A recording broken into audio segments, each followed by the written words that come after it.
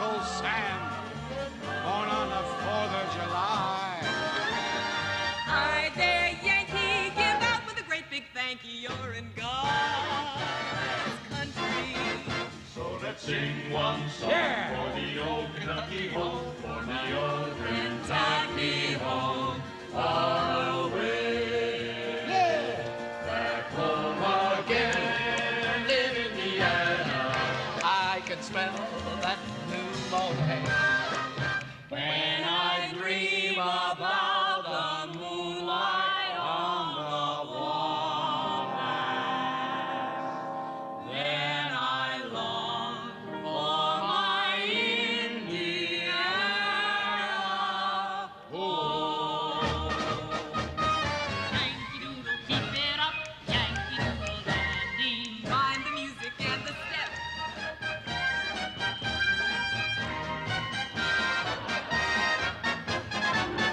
you're a grand old flag, you're a high-flying flag, and forever in peace may you wave. You're the emblem of the land I love, the home of the free and the brave.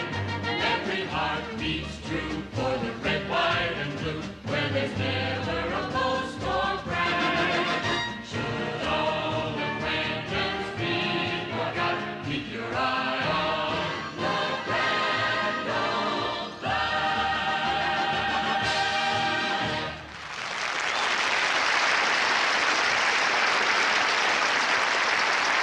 You know, 30 years ago, President Roosevelt said, "This is America. This is Kate Smith." The song she sang that day applies to all of us even more now than it did then. It's a song for special occasions, and I think having Kate Smith with us makes tonight very, very special. Ladies and gentlemen, God bless America.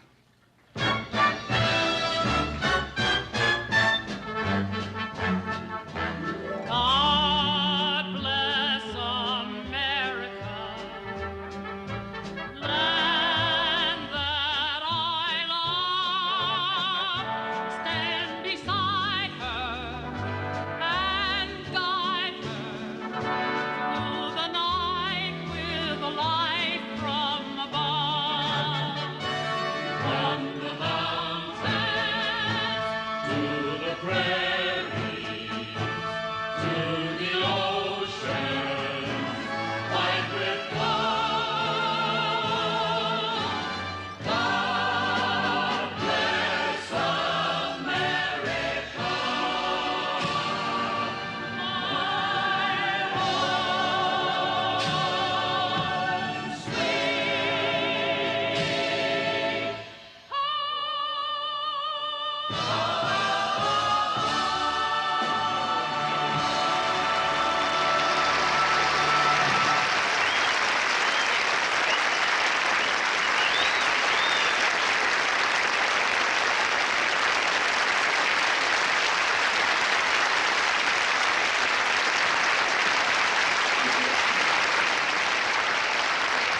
Well, that's our show for tonight, and I sure want to thank all our wonderful guests for joining us. And in the meantime, you just keep all them cards and letters coming in, folks. Now, I'll be looking for all of you next week. In the meantime, you just take care of yourselves, and remember, everybody loves somebody.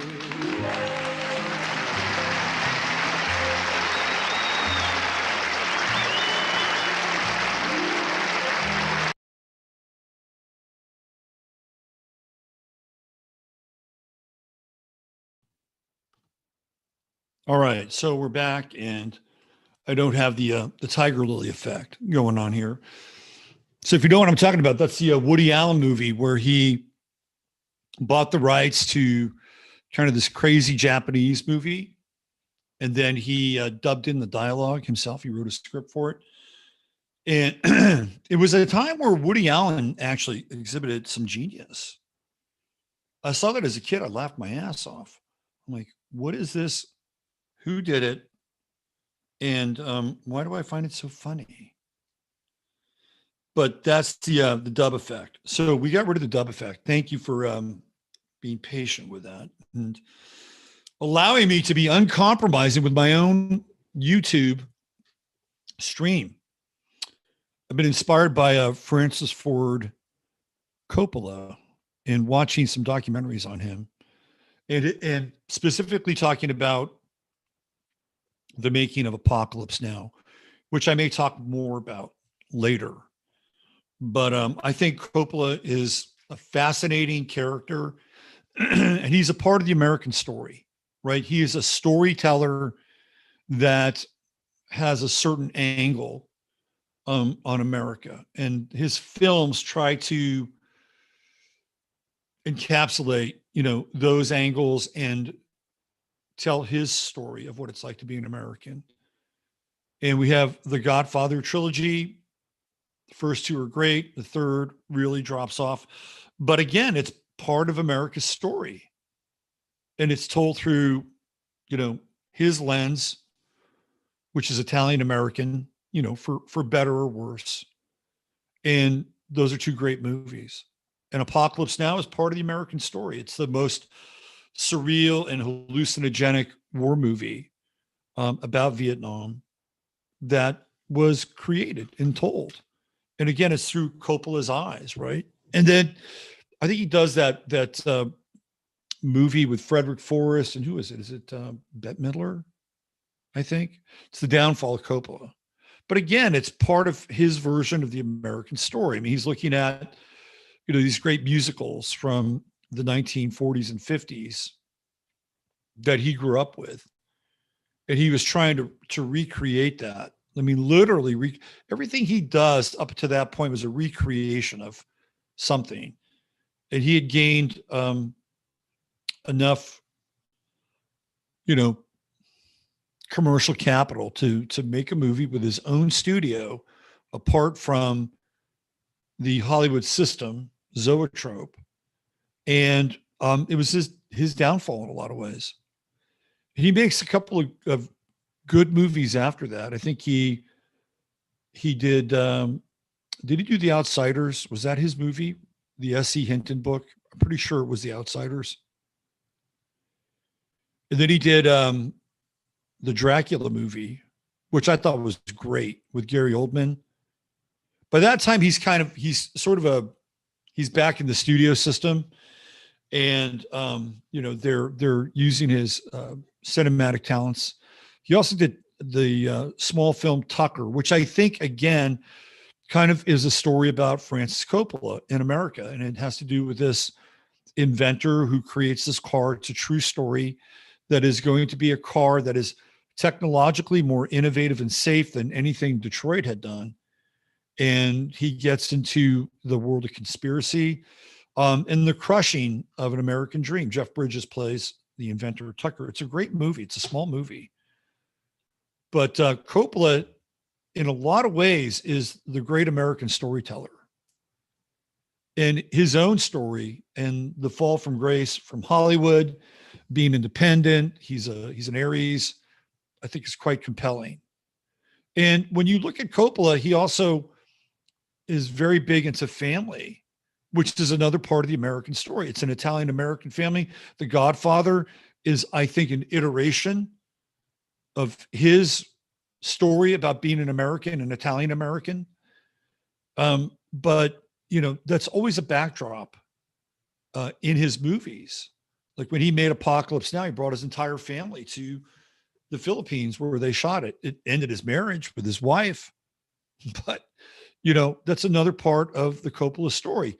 And you can even see that, right? Like in the movie Tucker, he accentuates the family values that are part of the movie.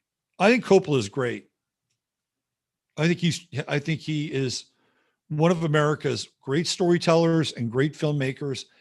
I think he got screwed over. He can't get a movie now. Like Hollywood will not allow Francis Ford Coppola to make a movie. He's talked about it. I want to have him on my show. I want to interview Coppola.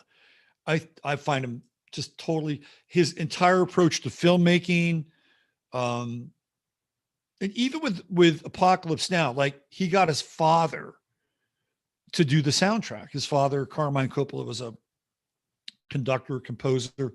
According to Francis, he was one of the great flautists in America who would play, classical music on the flute, which I did not know. So Coppola was really into this Japanese film composer called Tomita.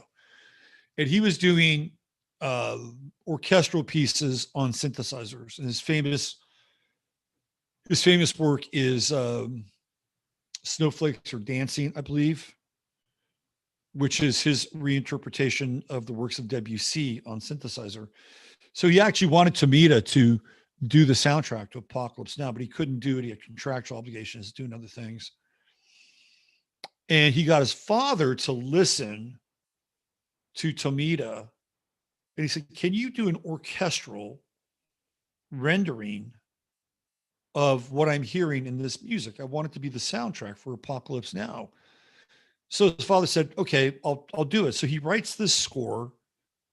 And then Coppola goes out and finds different synthesizer players and gives them the soundtrack to the movie so that they can approximate like the score that he heard in his head with Tomita. Why am I telling you this? Because it's the American way. This is what Americans do. And I'm a big fan of other countries and other cultures. We got Pluto and Uranus in the ninth house. So I was a huge proponent of what they used to call world music back in the day. It's now called international music, which I don't know why. World music was just fine. And I was really into that world, right? I love hearing indigenous music from other countries, especially when it got weird. I really got into this whole Ethiopic series on this French label called Buddha, Buda.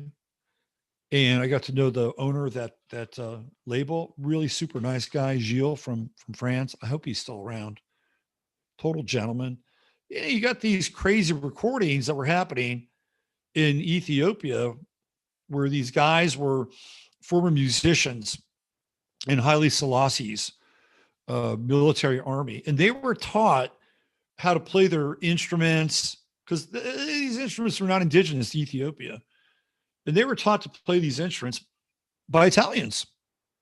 So the Italians taught them how to play, do military marching music, all that kind of, crossover hybrid stuff.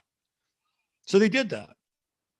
The Italians wound up leaving Ethiopia eventually, which they did with, most of Europe got out of North Africa. The French got out of Algeria. You know the story. But after Selassie was not around, or after they had finished their term, they wanted to figure out, well, what can we do musically? Well, they were starting to listen to James Brown. And they're listening to like soul music, like Watts, the Watts, the Stax label, right? They're listening to that. They're listening to Motown. So they started to do their own version of this stuff. And then you had this kind of overlay where some of the people that were singing these songs were Muslim, like Alamayehu Yesheti, who's Muslim, right? So you have this weird kind of synthesis, which in many ways I think is like the melting pot of America, and American music plays a role. So I was into that stuff, right? Like give me the weird, freaky stuff. I also like the really pure indigenous music from different cultures. So it's not like, I'm some kind of just an American centric. In fact, this show is about my rehabilitation as an American. We're going to get into that today. We're going to look at America's chart today. We're going to talk about some of these changes that have taken place over the last week with the Supreme Court. We're going to get into a lot today.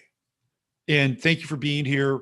I apologize for being late today. I had a client overseas, by the way, that went over time. So I had to, another interesting story, somebody of Jamaican origin born in New York, moves to Greece, right? Carves out a life and a path there. So I may have her on the show at some point in the future. Very interesting person. Anyway, that's why I was late, so I apologize. Also, Mark Malone was supposed to be here today, but Mark and I got our wires crossed. He'll be here on the 22nd of July. Not today. So you got me today. And it's kind of a dovetail between what's been going on in my head for the last week. The inspiring stories of Francis Ford Coppola. He's an Aries. He meets every challenge in his path head on, full on. I'm going to do his chart on Sunday night. I'm going to devote a part of the show on Sunday night to Coppola's chart, which I think is really fascinating. Capricorn rising, Mars on the ascendant. I was talking with the Leo King last night, David Palmer, on the phone for about 90 minutes. And we were buttoning up the details for October. I will have those details on my website on Sunday. Both websites, by the way. And then if you're in David's world, David's going to take those details and broadcast them out to you. So you'll be hearing about it. And it's going to be an event that I think you're going to want to be a part of. And I know I'm marketing my own event, but I got a real special feeling about this event. And every time I've done one of these events, in my mind, I'm making a movie. That's how I see these things. I'm making a movie.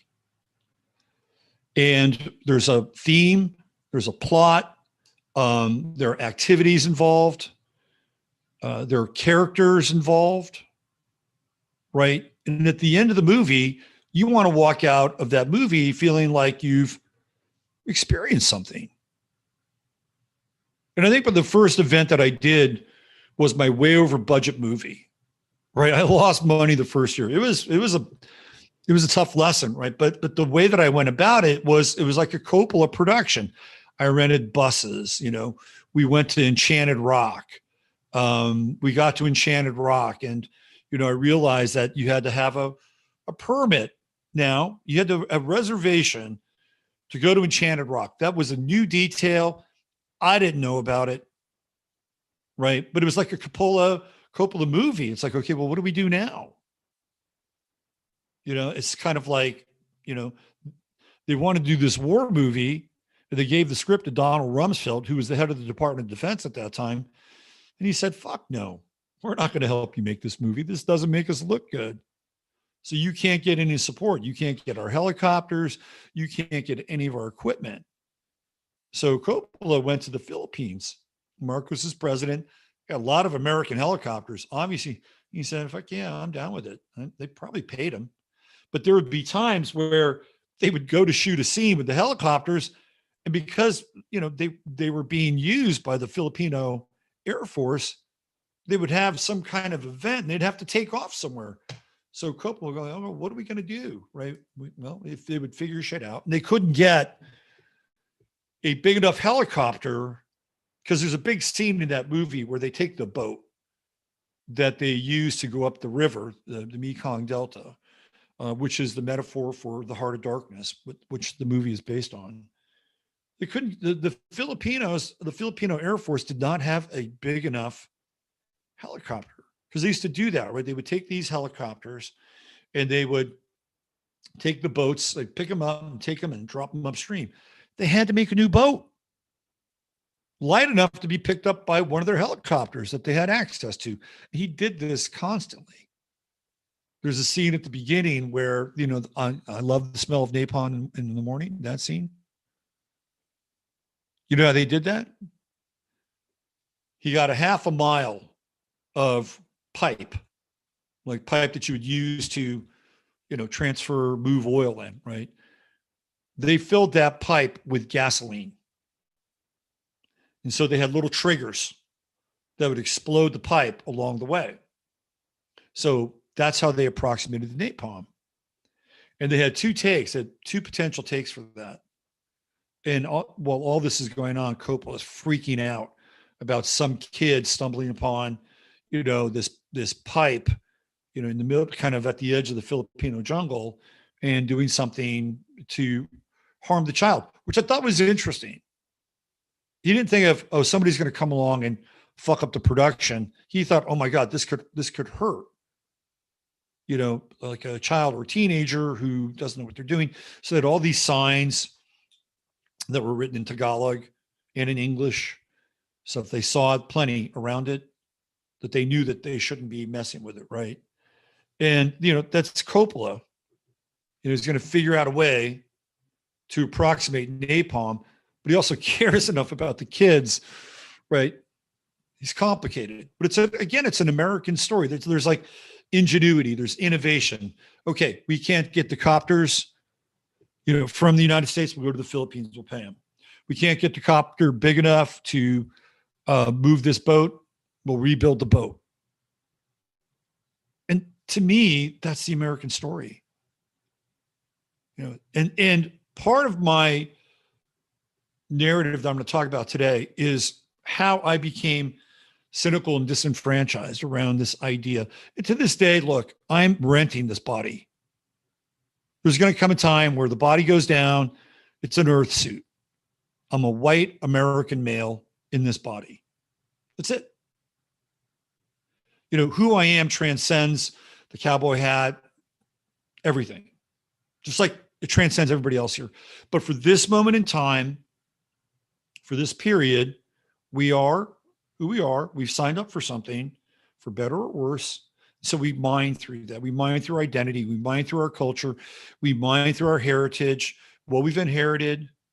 And I've never felt truly American. I'll be honest with you. There was a time when I was young, which I've talked about, where I felt truly American. I felt, I love this place. Go America, right? And as I got older, the social engineering kicked in, and it's like, we're taking this country fucking down. And they began to take down of the country as I was coming of age. So unlike the boomers, I really don't consider myself a boomer, but some people would. Unlike the boomers who were part of the rising tide of America. Like if you were born a boomer, typically it's born around 1942. And I think it ends, in my humble estimation, around 1957, 15 years. You're coming of age while America's tide is rising, right? So your coming of age story is like this, right? It's coinciding with the wave. My coming of age story is the wave is coming down. So it's coming like this, right? And then after that, it becomes very complicated. So you have other people's coming of age story who could be extremely disaffected and wanted to burn everything down. And that's part of what we're dealing with.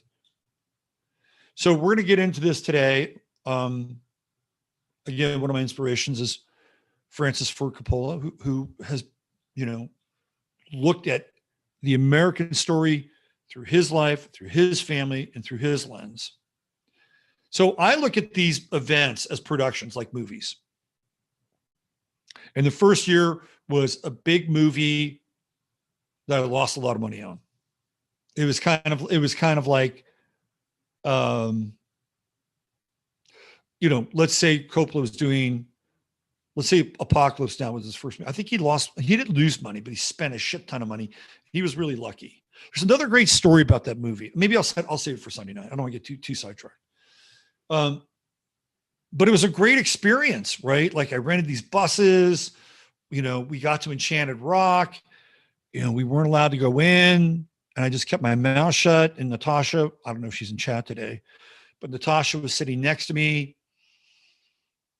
And I just kept my mouth shut. The park ranger came over and I said, well, is there a time that we can come back? And that's it. I didn't try to do anything. I wasn't trying to, oh, please, can you let us in? We got all these people. Like, I just let the moment sort of happen.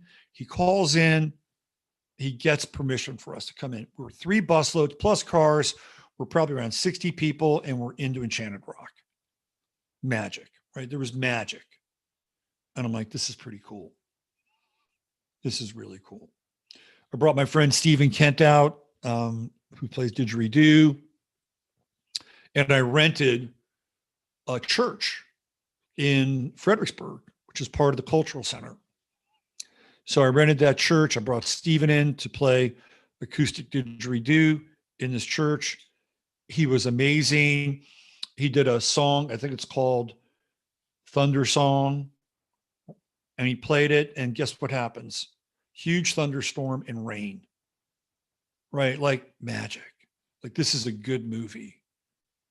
And it turned out to be a great movie. Then the second year, it's like, okay, what can we do that's different? You know, it was in COVID. A lot of people were just itching to get to a place where they could just have a semblance of a normal life. So I wanted to provide some of that, right? But I wanted to provide also some other things too. So I baked in a ritual. You know, we did a ritual at the Stonehenge of the Hill Country. It was great. It was a lot of fun. Not everybody, I don't think everybody enjoyed it. There was one person who said it felt weird and culty. I'm like, whatever, drop your bias for a minute. The other thing I wanted people to do is I wanted them to have a sense of what it was like to fire a gun, right? Like, how can we do that? Because, when you fire a gun, not everybody's fired a gun, pun intended, it can trigger people. And I've talked about this before. Firing a gun it can be really violent. Like, there's a violent experience you have with a gun, especially a big caliber gun. You get the kickback, you get the smoke, you get the big bang, right? If you're not used to it, it will fucking freak you out. So I figured out a way to get that done. And we got range time. And, thanks to some folks who were, really supportive, I was actually able to afford that. And it's like, here, go do it, right? Here's some money, make that happen. Because if I didn't have that, I would have lost money. So, if you're making a movie, every now and then you need some silent partners when you make a movie, or you need some financing. So somebody helped me out, and bless you. Thank you. Give her a shout out. Thank you, Louise. You were great. You came through.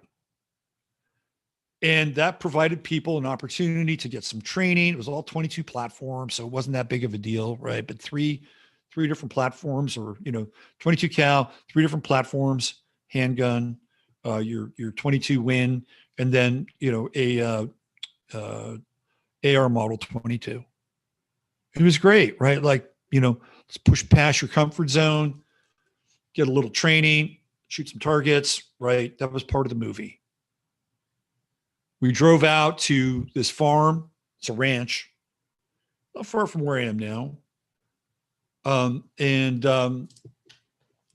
That's where we had our kind of hill country, cowboy experience. The great Lee Guest was there. She performed Fuck Your Feelings.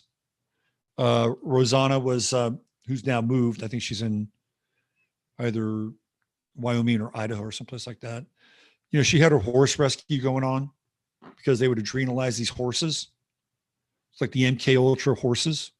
So she was saving these horses, and they were there. We got to meet the horses, and Rosanna, just a badass. And we had this experience, right? It was part of the movie. And, we have players and actors. That year, Masaki was, he was my leading man that year. We brought Masaki out, did a great presentation on pyramids. He DJ'd that night. It's a movie. Last year was a different movie. And it was one of those movies where, when you do a production, and I again, I'm calling it like a movie, shit will go wrong. And then you have to deal with things. We had Jay Widener, who was supposed to be there. He didn't show up, right? I'm like, okay, well, what do I do now? I got to change the movie.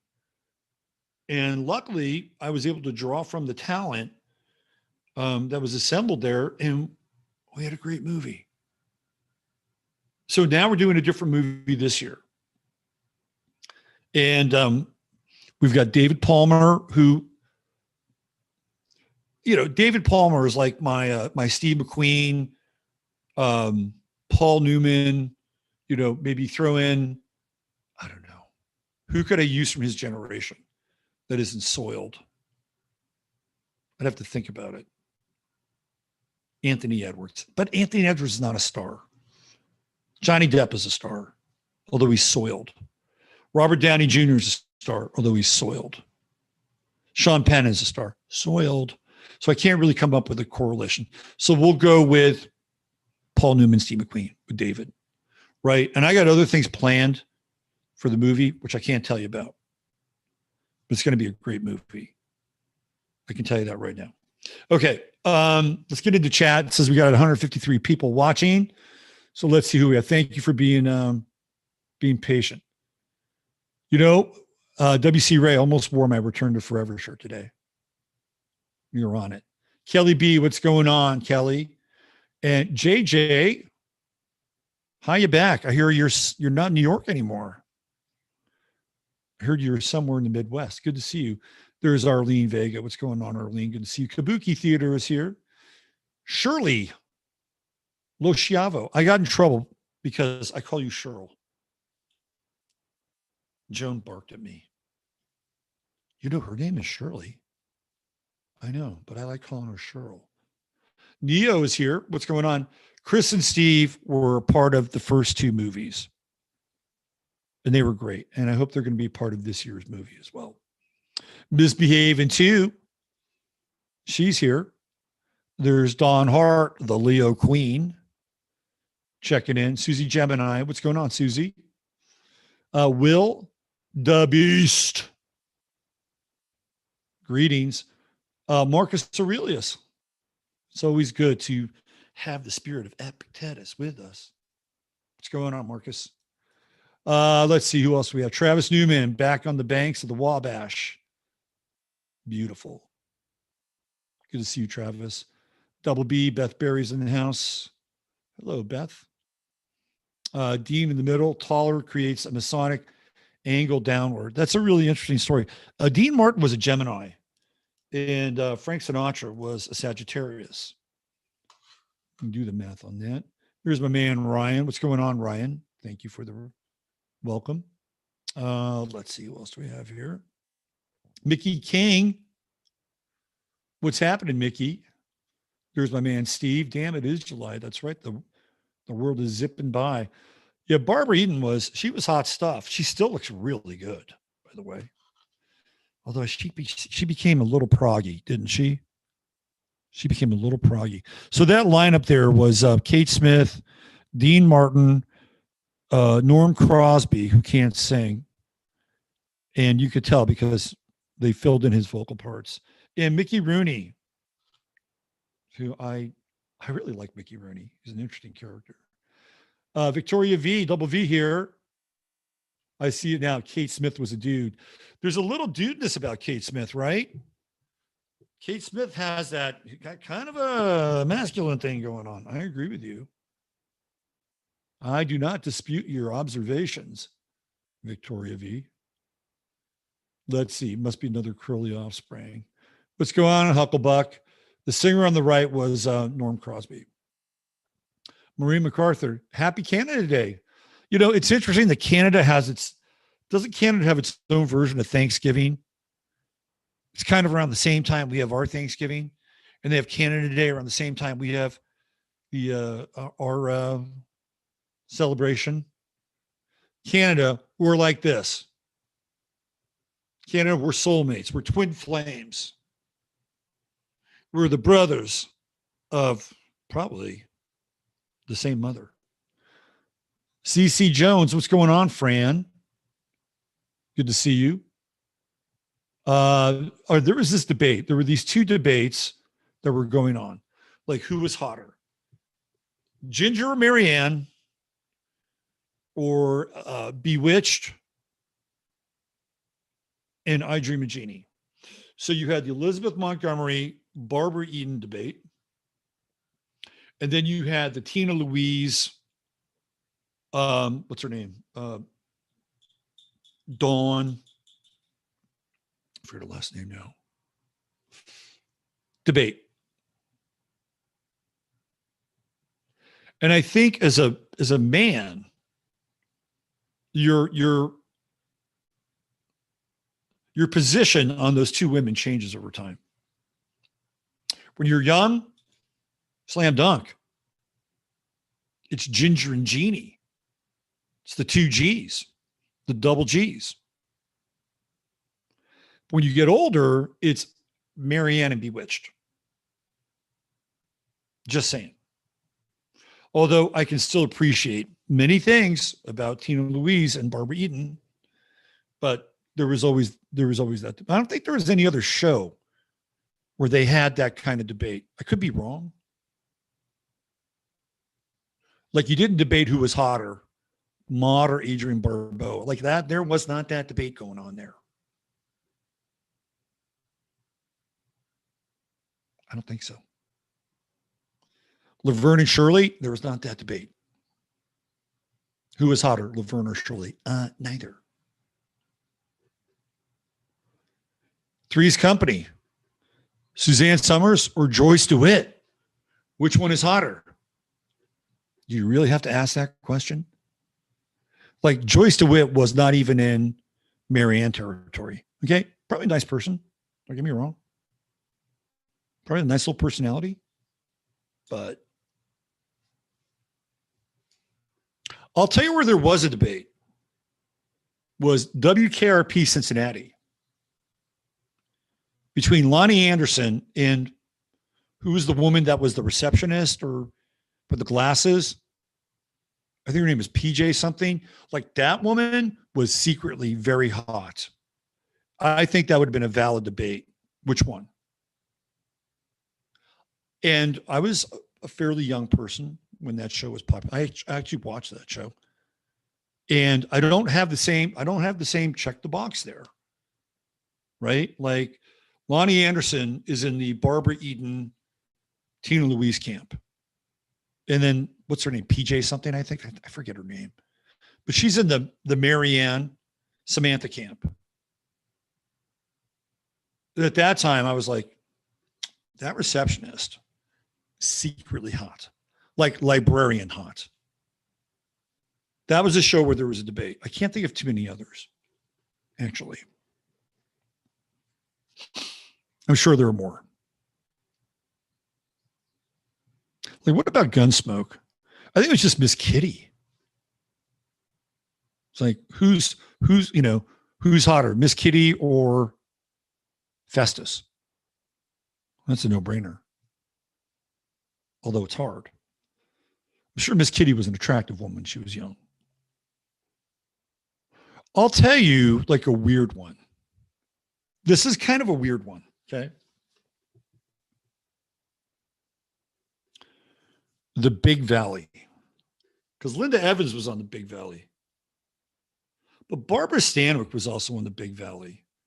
And Barbara Stanwyck, even though she was probably around, in her early 40s then, there is something kind of like S&M-y hot about Barbara Stanwyck.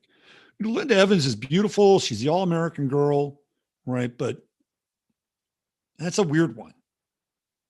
That is because you would say, oh man, Linda Evans, right? But there's something kind of, bitchy leather hot about Barbara Stanwyck. I got to say. All right, I've gone through enough TV femme fatales. All right, who else do we have here? Let's see. Kabuki Theater says Snoop won't be singing God Bless Anything this year. Oh yeah, he would sing God Bless the Duchy. God Bless the Blunt. Tom Jordan's here. What's going on, Tomas? Let's see. True Hemp Science. Thank you. That's an American story, isn't it? True Hemp Science. Shall I bring that into the discussion here? Hemp is American, ladies and gentlemen. Hemp theoretically should have been the crop that made America great. Well, guess what? Now's your chance to reinvest in hemp and reinvest in America. It's an American story. My buddy Chris Lynch sells some of the finest quality CBD. And the reason I know that, I get feedback from people. Like if people were sending me, DMs, PMs, saying, why are you peddling this shit? It sucks. I would take that off my site. But guess what? I don't get those messages. I get the opposite. I get how good it is, how efficacious it is. So I'll continue to support Chris, support his work as an American story. So if you go to truehempscience.com /ref/23 and get $100 worth of product, you get $20 thrown in. If you double it, guess what happens? He'll throw in more product. If you triple it, guess what? He'll throw in more product. He actually got into a tricky situation where I think somebody was up to, I don't know, $600-700 worth of CBD product. He's like, I may not have enough freebies to give away here. Like he was being really challenged, right? That's how popular the product has become. So if you go here, you support the product, you support the show, you support Chris, you support this idea that he can employ people, expand his product line. It's the American story. And it's built on the backbone of an indigenous plant that should have been a bigger player and played a bigger role in the history of this country. It's reemerging now, and it's going to be part of the rebirth of America. All right, let's get back to you guys. Because I know I haven't really gone through and welcomed everyone. Let's see. Who else do we have? Anybody new? World of Bliss. What's going on, Lisa? Good to see you. Check out her channel. Very talented and very funny. Mary Manson Tucker was a great movie, right? It was one of those movies where it deserved a bigger audience. It was so good. And, Coppola is such a great filmmaker. He's got all these great touches. And it was almost like there was a conspiracy against Francis Ford Coppola. Yes, I'm saying that. The film industry never quite got over Godfather. Well, that's because he did things in that movie that completely shook the Hollywood mafia. We treat our elder directors different than, say, the Japanese who revered Kurosawa. That's a really good point. And that actually, Stephen Chris, that actually connects to Apocalypse Now, because Coppola showed Kurosawa the helicopter sequence. Before they actually put it in the movie, he showed that sequence to Kurosawa, and Kurosawa loved it. He said, well, you could make a few changes here. Like maybe if you did this and you did this and you did that, you could flesh it out. Coppola didn't hesitate. He put those changes in. So Kurosawa has a tiny influence.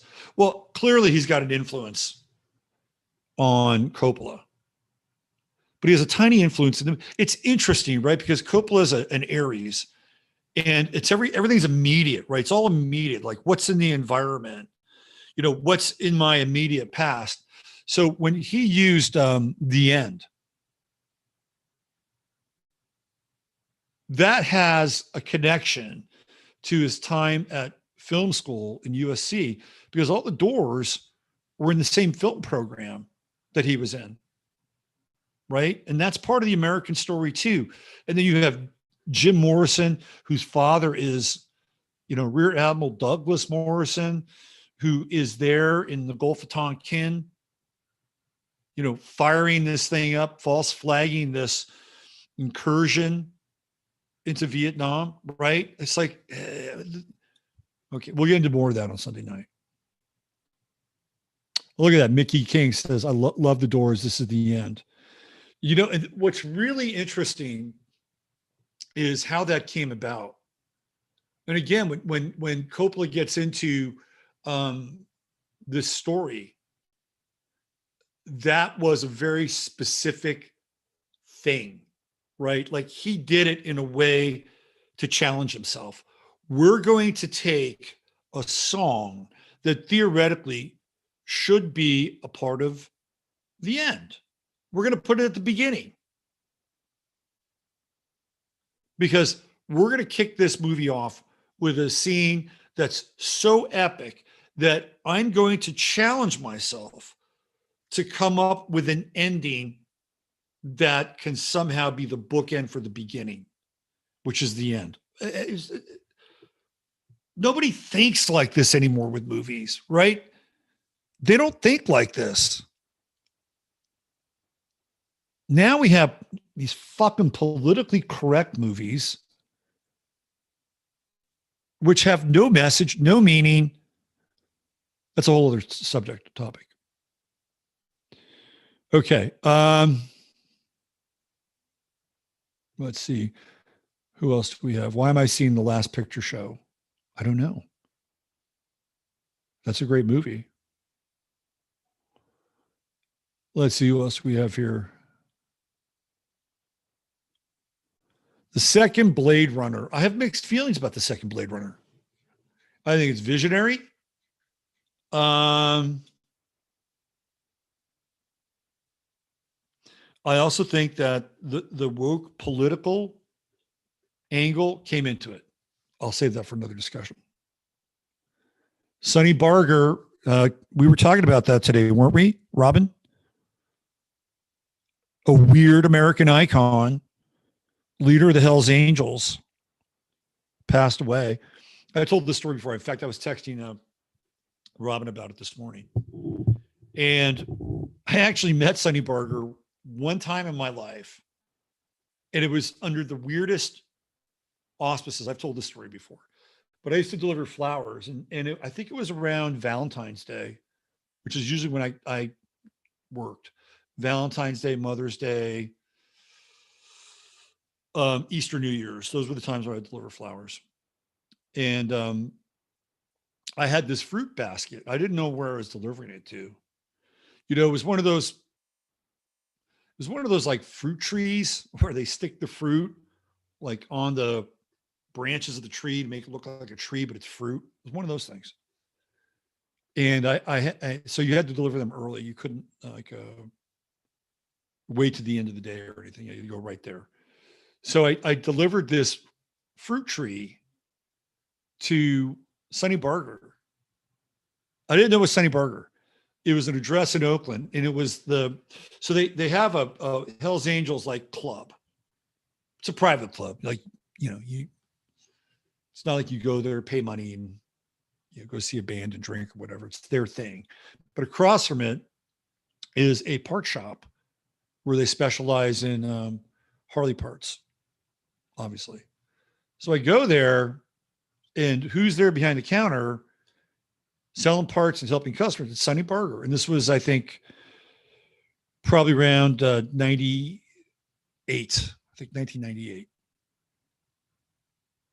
Somebody was giving him a fucking fruit basket. And he had that tracheotomy because he was a smoker. So he had the little box.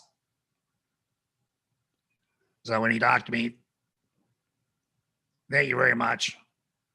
No problem. Have a good day. That was my connection with Sonny Barger. I thought, that was Sonny Barger. Delivered him a little fruit tree. Let's see. Zelenko. I got mixed feelings about Zelenko. I know everybody is lionizing and loving Zelenko. I got mixed feelings about Zelenko. Let me tell you why. First of all, when he was talking about his cancer and all the other stuff, he didn't seem that sick to me. Now, maybe it's because he took all of his wonderful vitamins. God, I'm cynical. He didn't seem that sick to me. I think Zelenka was a plant. And I'd be very curious as to whether or not the guy's really dead. That's just me. He could be. If you're friends and family of Dr. Z, my apologies in advance, but I reserve the right to question reality. And I think there's a good chance that he's a plant. I think Carrie Madej is a plant. I know a lot of people are like, oh my God, they're in a jet crash. Serious condition. Where did she come from? I don't know. She came out of nowhere. All these fucking people came out of nowhere. And now you got Robert Malone commenting on the fucking political situation of the world. Like, I don't need your gas, man. I don't need you to take up the oxygen in the room. Where the fuck were you when the rest of us were in the trenches and getting canceled on YouTube? Oh, I know where you were. Yeah, you were making vaccines. You were down in Brazil helping to combat the Zika virus. Right. Okay. The operation is over. The ones that are going to be moved along to be part of the gatekeeping and the controlling of information will be kept. The others will be moved out of the picture. Their usefulness has either been, maximized, capitalized on, or is over. Cynical me. Okay, who else do we have here? I'm going through you guys. Hey, Veronica, what's going on? Welcome to the show. Let's see.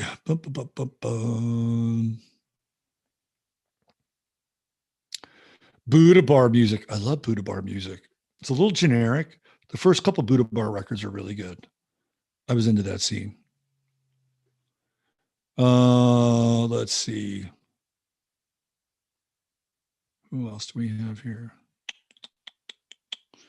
Wendy Eater's in the house. What's going on, Wendy? Good to see you. Veronica likes my my cowboy hat and flag. Jelena. Let me give Jelena a little bit of love.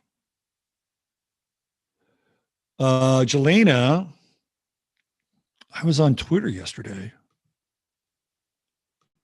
And let me go. I was on Twitter yesterday. And I saw that Jelena was co-hosting a show with Nathan Stoltman over on Rockfin.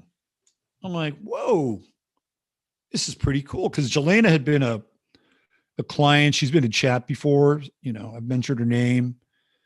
And some people go, oh, yeah, she's in chat. She's really nice. So I went to Jelena's website. I'm like, okay, what's going on in Jelena world? And she's got a whole website set up. Check this out. Be patient with me. I'm on my way. And I really kind of like how this website was set up.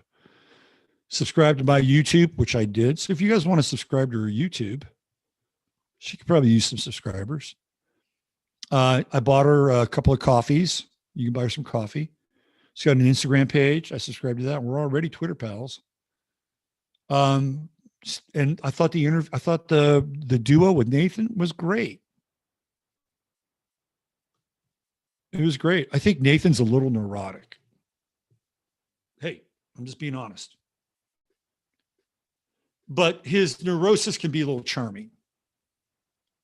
It's a charming neurosis. And she was great. She was like the CBD of that show. And gave him some interesting space to talk. So Jelena, you keep going. You keep doing your thing. Here, let's look at your YouTube page. Let's bring that up here.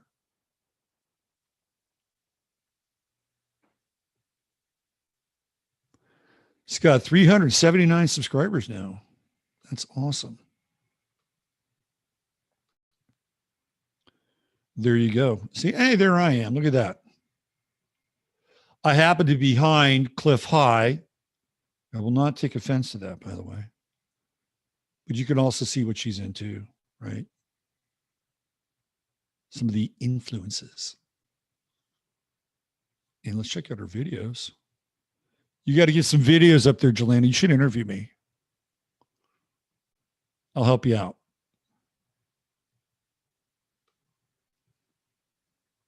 All right.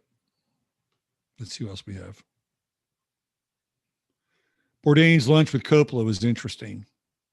I got to see that. Who else do we have? 86, when Coppola's son was killed in a boating accident here in Annapolis on the South River. Is that the one that was the DJ in New York City? I got to look into that. All right, who else do we have here? We're going to get to today's show, I promise. I promise. Let's see, what else do we have? Hey, there's Cheeky Monkey. I'm going to be seeing her tomorrow. Looking forward to seeing you, Amy. That'll be great. Angela. Is it Guidoline? Guidoline? Is that how you say your name? It's the first time I pronounced it. A high viber from David's World. Yeah, right on. Good to see you. I hope to see you in October. Kathy B. I'd love to see Quentin's chart. Talking about Tarantino? He's a Cancer, if I'm not mistaken. I could be wrong about that. All right, I think we're up to speed here. Diane Evans. Chat is all over the place. I think I might have something to do with that. Hey, Timothy. All back. Pam Jerome is here. What do I think of Quentin Tarantino's movies? Okay, I'm going to answer that question, then I'm going to get into the show. I have mixed feelings about Tarantino's movies. I'm a fan of some. I'm not a fan of others. So I'll walk you through the movies I'm a fan of, and then I'll walk you through the movies I'm not a fan of. I'm a fan of Reservoir Dogs. I think it's a good, not great movie. It has the elements of what he'll do later on and pull things together in terms of nonlinear storytelling. Let me go back and look at the list of his movies. So I do like Reservoir Dogs.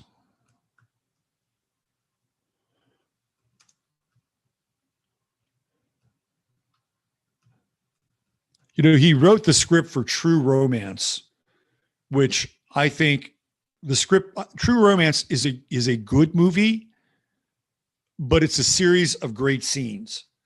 And he provided the dialogue. So Tarantino, my bad, he's in Aries, March 27th. So that puts him in Coppola territory, two Aries directors.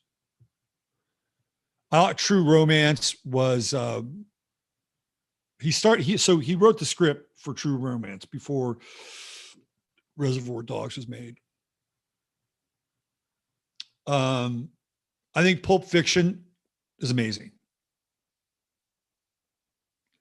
There are things about Pulp Fiction that I don't know if Tarantino knew what he was doing. Maybe he did, but there are things about Pulp Fiction that I thought were iconic. I'd put Pulp Fiction up there around one of the top 10 American movies of all time. If not top 10, top 20. I think it's great. It captures the zeitgeist of the time. For better or worse, it resurrects John Travolta's movie career.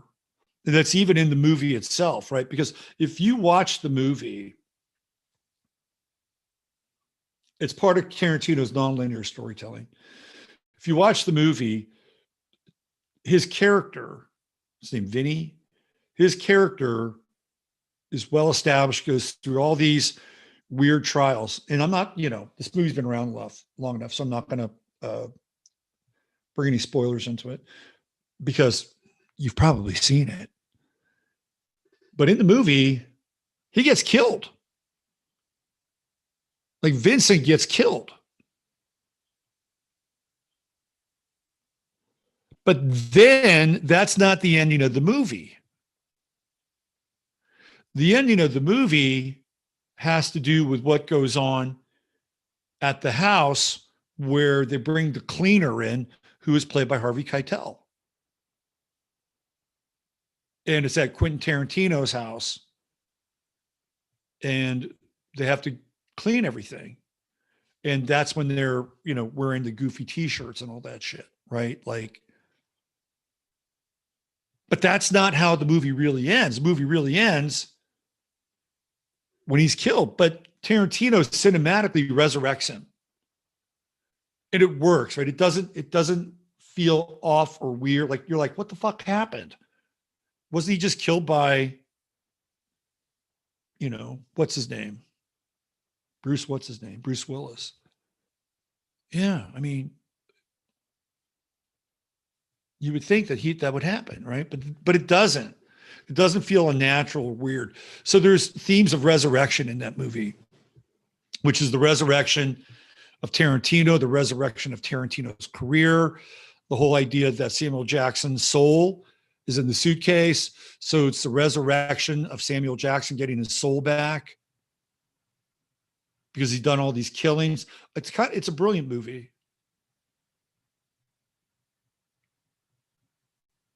Also, I think one of the most underrated moments, and it's a movie with big scenes, iconic scenes, the dancing scene, the spike to the heart scene. Like there's iconic clips throughout that movie. But I think one of my favorite scenes of that movie is when Bruce Willis is with his little French lover and she's talking about a pooch and how a pooch on a woman is sexy and sensual, but a pooch on a man is disgusting. And it's like that little attention to detail. I'm listening to that conversation. I'm like, she's fucking right. And so Tarantino has kind of an eye and an ear for these things, which I think is great. I think Jackie Brown is his little movie. I think it works. It's a really good movie. He brings another character whose film career had been, it was like Flat Soda and Robert Forster, resurrects his career, resurrects Pam Grier's career. I mean, he's good at resurrecting careers. I think Jackie Brown is a really good movie. He wrote the script for Natural Born Killers, which I do not like. And I've talked about that on the show. I don't like it. I think it's not just, I think that was Oliver Stone's attempt to do kind of a modern version of Apocalypse Now, which is psychedelic. Like he didn't do that with Platoon, which I think is a great movie, by the way.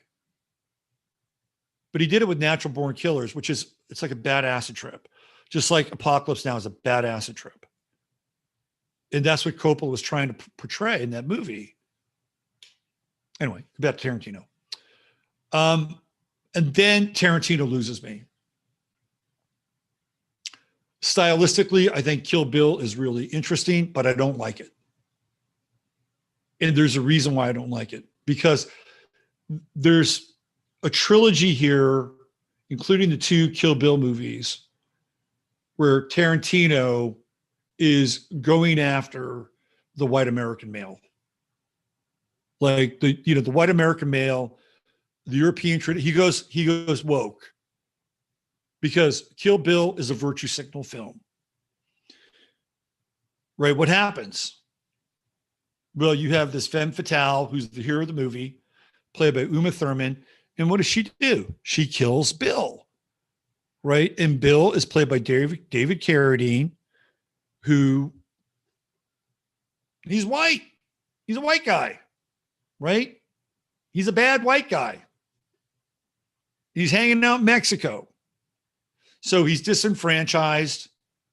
He's not part of the American story anymore because of living in Mexico. She kills him.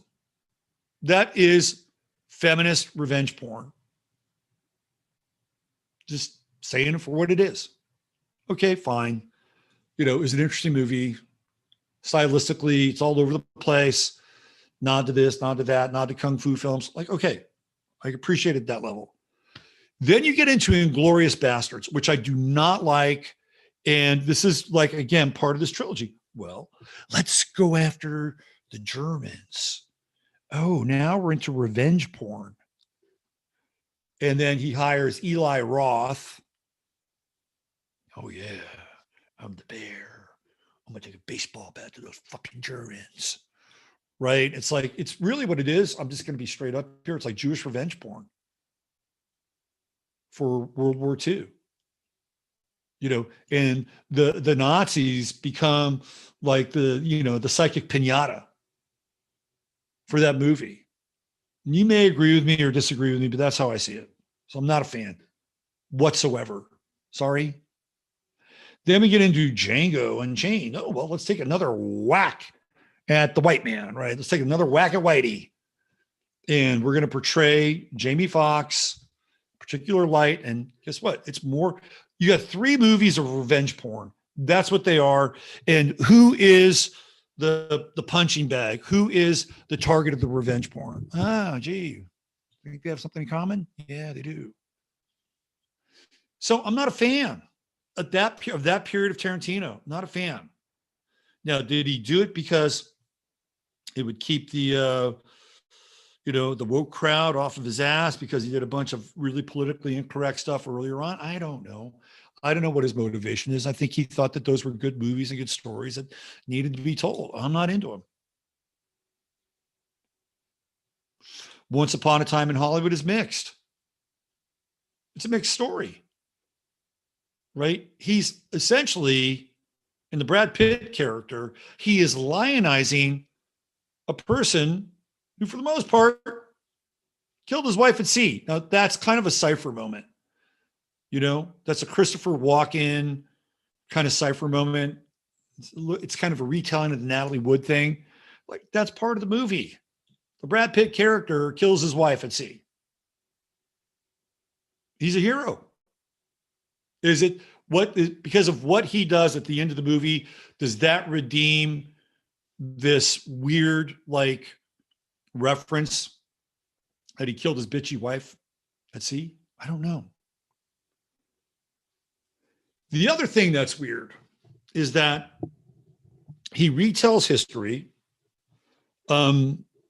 diminishes the Manson story. Now, wherever you are in the Manson story, okay, it was fake, it was all this, contrived bullshit, nothing happened. There's that. Then there's the other part where it was real. Then there's another part where it's like, well, maybe they didn't do it, but it might have been a hit. Let's just look at the characters. Are they still around? No, they're not. The people that were there theoretically in the house, they're not around. Abigail Folger, not around. Jay Sebring, not around. They're not around. But what does he do? So he erases the Manson story. He diminishes Charles Manson. And at the same time, he practices a kind of forgiveness and grace around Roman Polanski. I like the movie as a period piece. I think it captures the zeitgeist of the 70s. I listened to AM radio in Southern California at that time, KHJ. I listened to that stuff. I get it. I was kind of living there for a brief period of time. 1969, when the whole Manson family thing happened, I was living in Southern California. 1970, I was in Southern California. I can relate to the sunshine. I can relate to everything that he portrayed in the movie as a period piece. But I think he's doing something very strange in that movie. Very, very strange. Of all the latter Tarantino films, I think it's my favorite, but I don't think it holds a candle to those early films, which I think are really great. Okay, I've talked enough about Quentin Tarantino. See, you asked me about something, and then I get into it. Okay, let's talk about my my American rehabilitation and why I think it's an important story, not for me, but for where we are.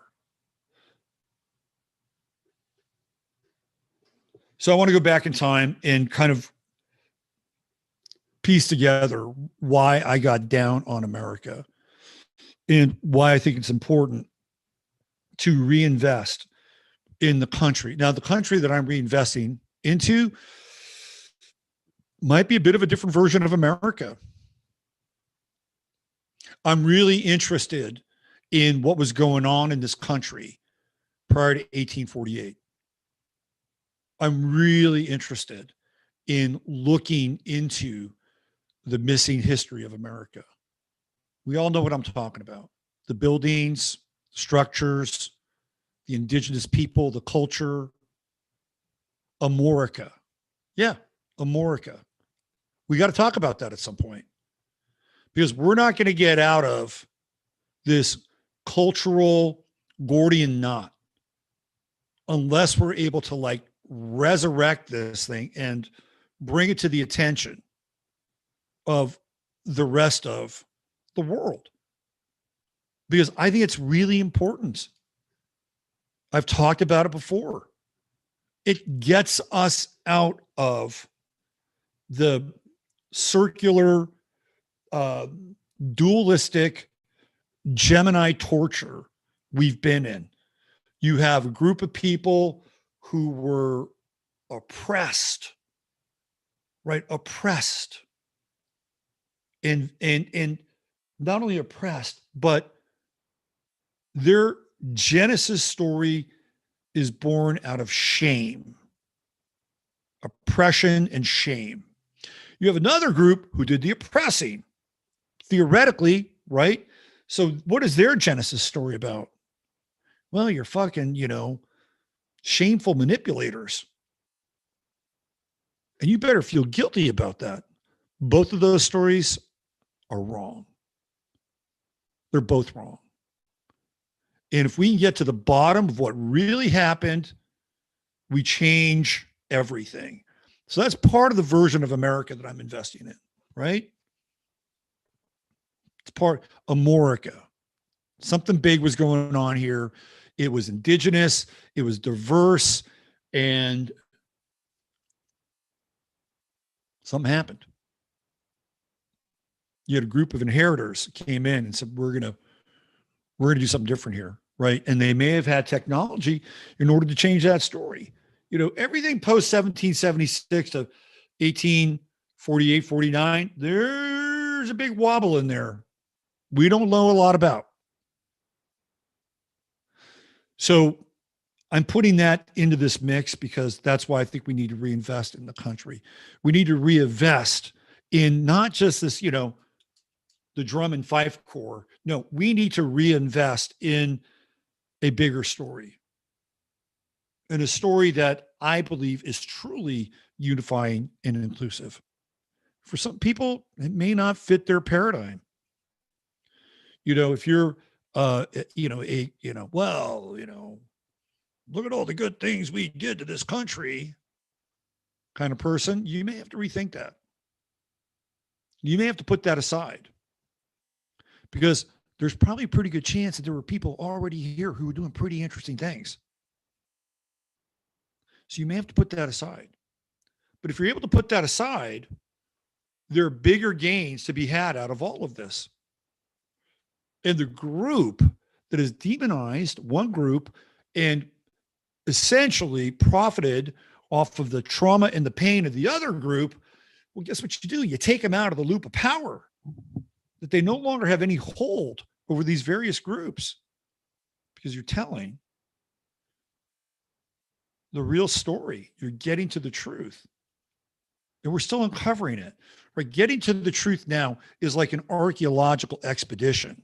Literally, you have to just keep brushing this stuff away, right? You got to brush it away, brush it away, brush it away. Just like, the mud flood, you got to take the hoses, you got to apply some pressure to these structures. And wow, look what's revealed here. There was something already here. And that's the truth. And that is the truth. All right. So I was born not in this country. I was actually born in France. I was the product of an American, two Americans living in France. My father was in the service. And I was born in Verdun, which is where they had one of the greatest battles in recorded history, World War I, bloody. I was born there. I have had a feeling that I actually, in a previous incarnation, I have a feeling that I died there as well, that I incarnated in the place of my death. And I actually mistakenly said that one night at a party. It was weird. So that's where I was born and moved to this country in late 1960, early 1961. I was 1961. We moved here to the United States in 1961 and moved to New Jersey, where I spent 3 years of my life. And they were cool years for the most part. I grew up in a place where people, how you're supposed to grow up. Your grandparents love you. I had a good relationship with my dad. We did a lot of really cool stuff together. I rode on his motorcycle with him. We used to jump trains together, in a illegal way. So we had a really good relationship. It was kind of a life where, you as a kid, you'd want part of that life. Not all of it, because it got a little weird at times. Kind of got weird there towards the end, which I don't want to get into. But then we moved to California, which was a big culture shock, huge for me. And that was moved to California in 1965. So the summer of love was just cranking up, and I lived just miles away from the summer of love. I lived in the Bay Area, San Bruno, Millbrae, just down the road from San Francisco. We used to go to San Francisco, during the summer of love. I was a kid that went to the Haight-Ashbury as a kid. And not that I hung out there, but, we would drive around. I would see this, psychedelic art was everywhere. It was thick, right? The vibe, the feeling, it was thick. It was in the air. And there was something magical about it. As much as I hated hippies, which I didn't like hippies, I did like the vibe. I liked the feeling. There was something in the air. It was the Pluto-Neptune conjunction. Right? No, it was big. No, it was Pluto-Uranus. My bad. Neptune was in Scorpio. It was big. Something big was happening. I could feel it. There was magic. You could feel the magic in the air. As a child, you don't have a lot of filters, right? You don't have a lot of filters. You're raw. It's just you and the ethers. And so I could feel it in the ethers. I remember even falling in love, right? I fell in love with somebody in the third grade. It was the summer of love. It really was the summer of love. And I fell in love with this girl. Like it was my first love. And I remember, picking up little daisies. She loves me. She loves me now. She loves me. Like I did that shit. Right. So as a 7/8-year-old, you could fall in love in the summer of love. And I did. Right. Yeah. Naive, obviously, but it was in the air. Something important was in the air. Now, on the downside of that, we had the Vietnam War as a backdrop. MK Ultra is in full effect. I come home at night, and what do I see? I'll show you what I see.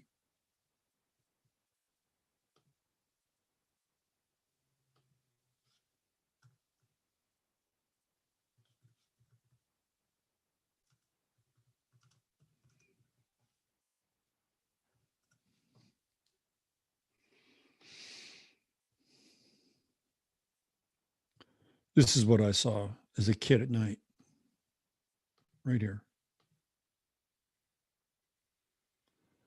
You saw the war on TV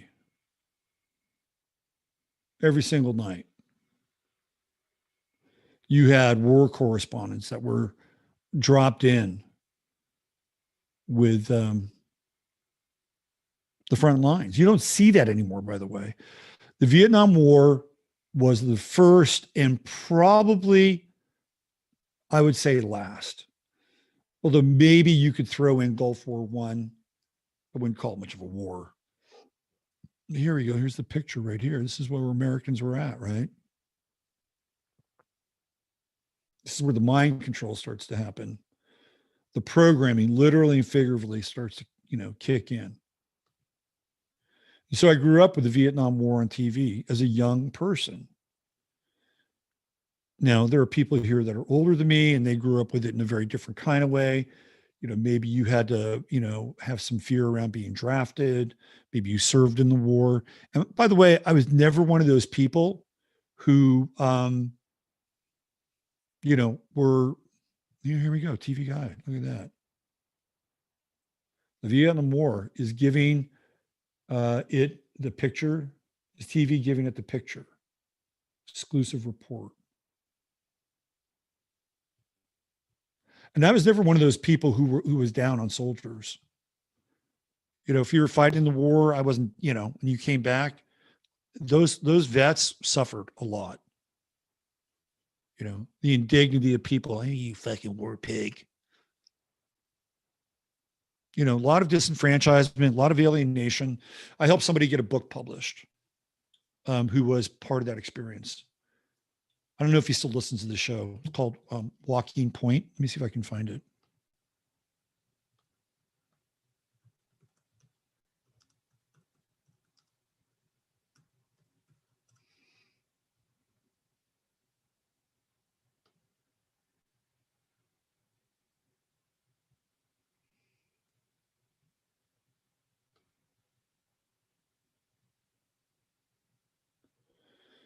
So Perry Ulander used to, I don't know if he still does, he used to listen to my show a lot. And I had a correspondence with Perry. And he told me he had this manuscript for this book. It was about his time in Vietnam. And two things happened to him. Number one, he could have been a character in Full Metal Jacket. He could have been a character in Apocalypse Now. But it was also a catalyst for his awakening. So he gets into his relationship with war as a relationship with consciousness. And I thought, man, this is really good, right? So I have a friend who I haven't talked to in a long time, Richard. He's been on my show a few times. And I said, Richard, you gotta read this. This is a really important book. So Richard and Perry got together and Richard published the book. And I'll show you a copy of it. Walking Point from the Ashes of the Vietnam War. The Vietnam War veteran paints a searing portrait of his one-year tour of duty as an Army draftee, shedding light on the emotional and physical casualties of war. It's a great book. Some people are down on it because, he's not all gung-ho.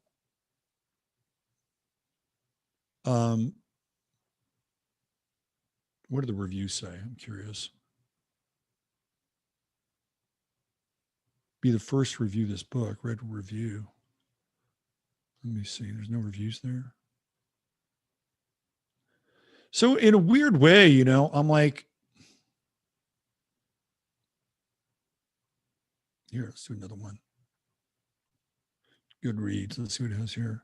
So in a weird way, I'm connected to these guys, right? Like I saw this as a very important piece of fiction, not fiction, piece of reality. Some people might call it a fiction. Cheryl says, I've read a lot of military books, but most are mainly focused on World War I or II. I have not read many about the Vietnam War. I really appreciate that Mr. Ulander gave real insight into what he experienced while fighting. It was like I was right there with him in his shoes, seeing everything he was seeing. Mr. Ulander was in the hot zone. So every day was a blessing that he came out alive. After reading this book, I have a new appreciation for those who fought and gave their lives during this war. I did want to throw this out there. That is, if you read any type of military book, you're probably familiar with the term F word being used. It is part of the territory of reading these types of books. So I was fine. However, so, fuck, right? She's talking about fuck.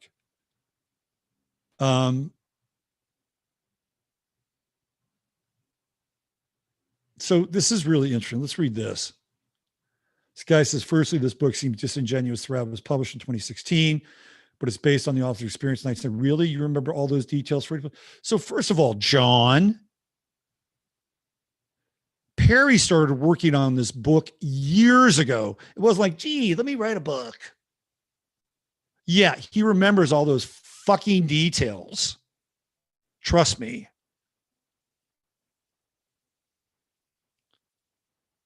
He claims that in October 70, he had not even realized that he was in 90 days end of the tour, and yet he expresses belief he recalls. Look, dude, you weren't there. You weren't there.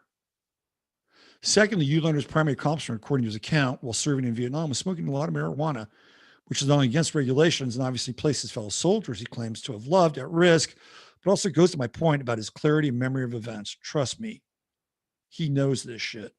This is bullshit. I should get Perry back on the show. I hope he's all right. Like, this is just such a bad review.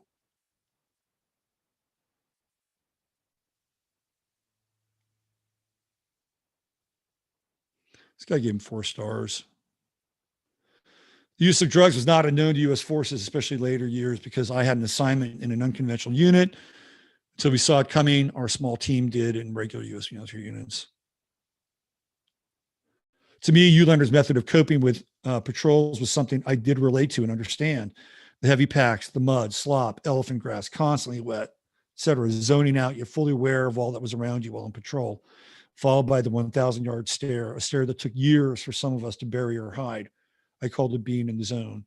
All in all, Eulander wrote a good story, which is probably best understood by those who had Vietnam combat experience. Like, this other guy, he had no fucking clue. Sorry. Anyway, I helped Perry get that book published. And it got, the rights got purchased by another publishing company in Germany, which redid everything in German, translated it all into German.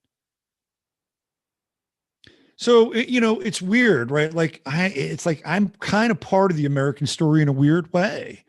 I'm the link between Perry and Richard. And Richard's got his own version of being an American, which is weird, right?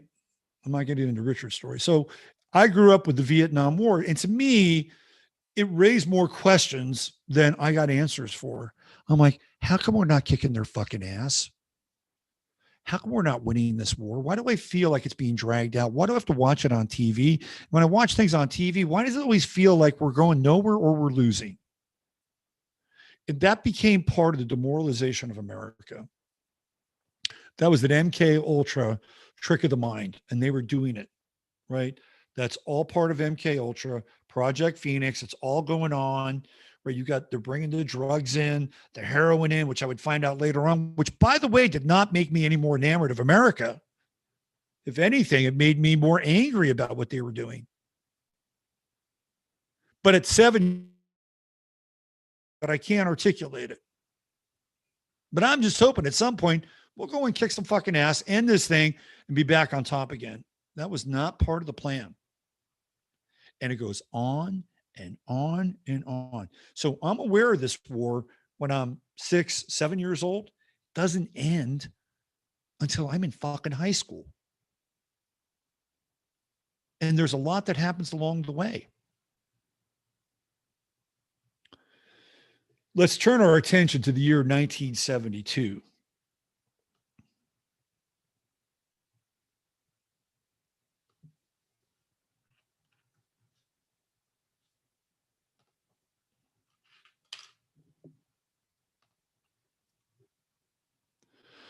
It's the 1972 Olympics. They take place in Munich. Of course, I am absolutely and utterly looking forward to America whooping some ass on the world stage. We have the best athletes in the world. We got the fastest track athletes. We're the best basketball team, best swimmers, we're ready to kick some fucking ass, right? It's in Munich. I'm 12 years old. So I'm really conscious.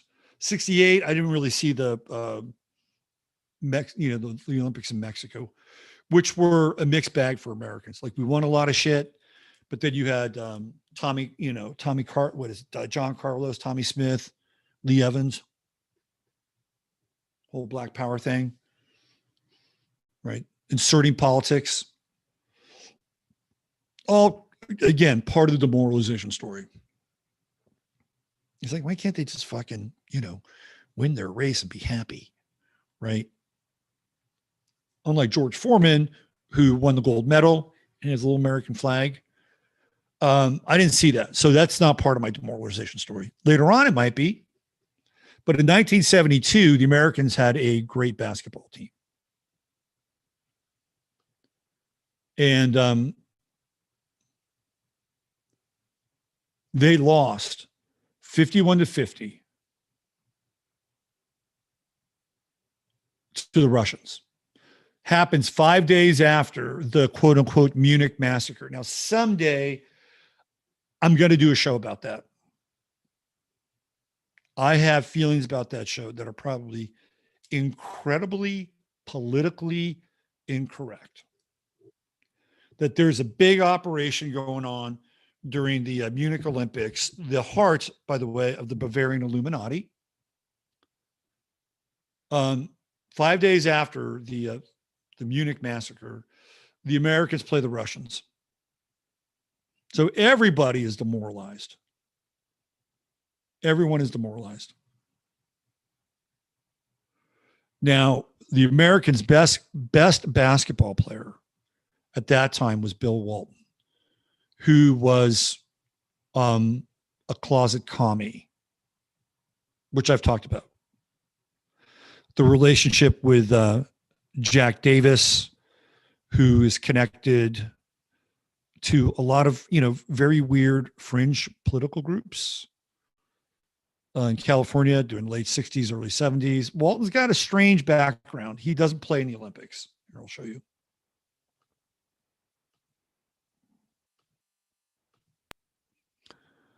So UCLA's Bill Walton, who was inducted into the Naismith Memorial Basketball Hall of Fame in 1990, clearly was America's best college player, having led the Bruins to a 30-0 record in the 1972 title. But Walton had several reasons for not wanting to represent the United States at the games. For one, Walton strongly opposed the ongoing Vietnam War. Hey, that's part of the demoralization.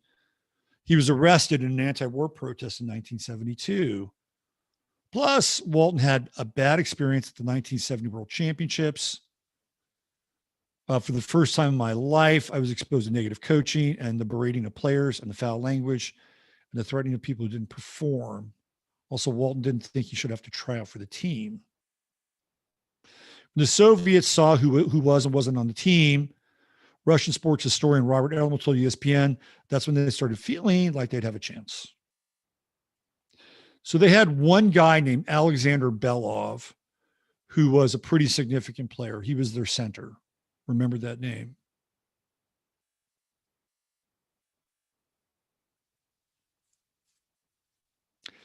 The CIA looks into the result. In a declassified memo, the CIA looked into the controversy surrounding the end of the game. There's a big controversy. They rigged it so the Americans would lose. And suggested that the FIBA jury of appeals decision in favor of the USSR was a Soviet plot. It was rumored that the vote was 3 communists to 2 West. The memo read, sounding like something written by complaining fans. The CIA report included mention of uncalled fouls on the Soviets. Belov was guilty of fouling 2 Americans on his drive. This is all true, by the way. This is when the CIA was probably playing both sides, which they've done for a while. But clearly, the fix was in. America had to lose. They had to lose. In 2017, there was a Russian film called Going Vertical, told the story of the 72 team, culminating in the dramatic final play, the gold medal game, including the winning assist from Ivan Edeshko. In Russia, it's known as the Golden Pass. So it says U.S. runs out of big men. Late in the game, the U.S. lost the starting center and leading scorer Dwight Jones, when Russian reserve is a reserve Dwight Jones starter, tangled with him on the court. Both were ejected. The Americans claimed it was a deliberate attempt to get Jones thrown out. Of course it was. The Soviet coach blamed Corky as hot Asian character for the fight. No, they were trying to get a guy out, and they did. On the ensuing jump ball, 6'9" Jim Brewer was knocked out of the game by a hard foul. 2 guys down. Hard foul, they knocked the guy out of the game. Tom Burleson, the American 7'2" center, was healthy, but he'd been benched for the gold medal game for letting his fiancée visit him at the Olympic Village.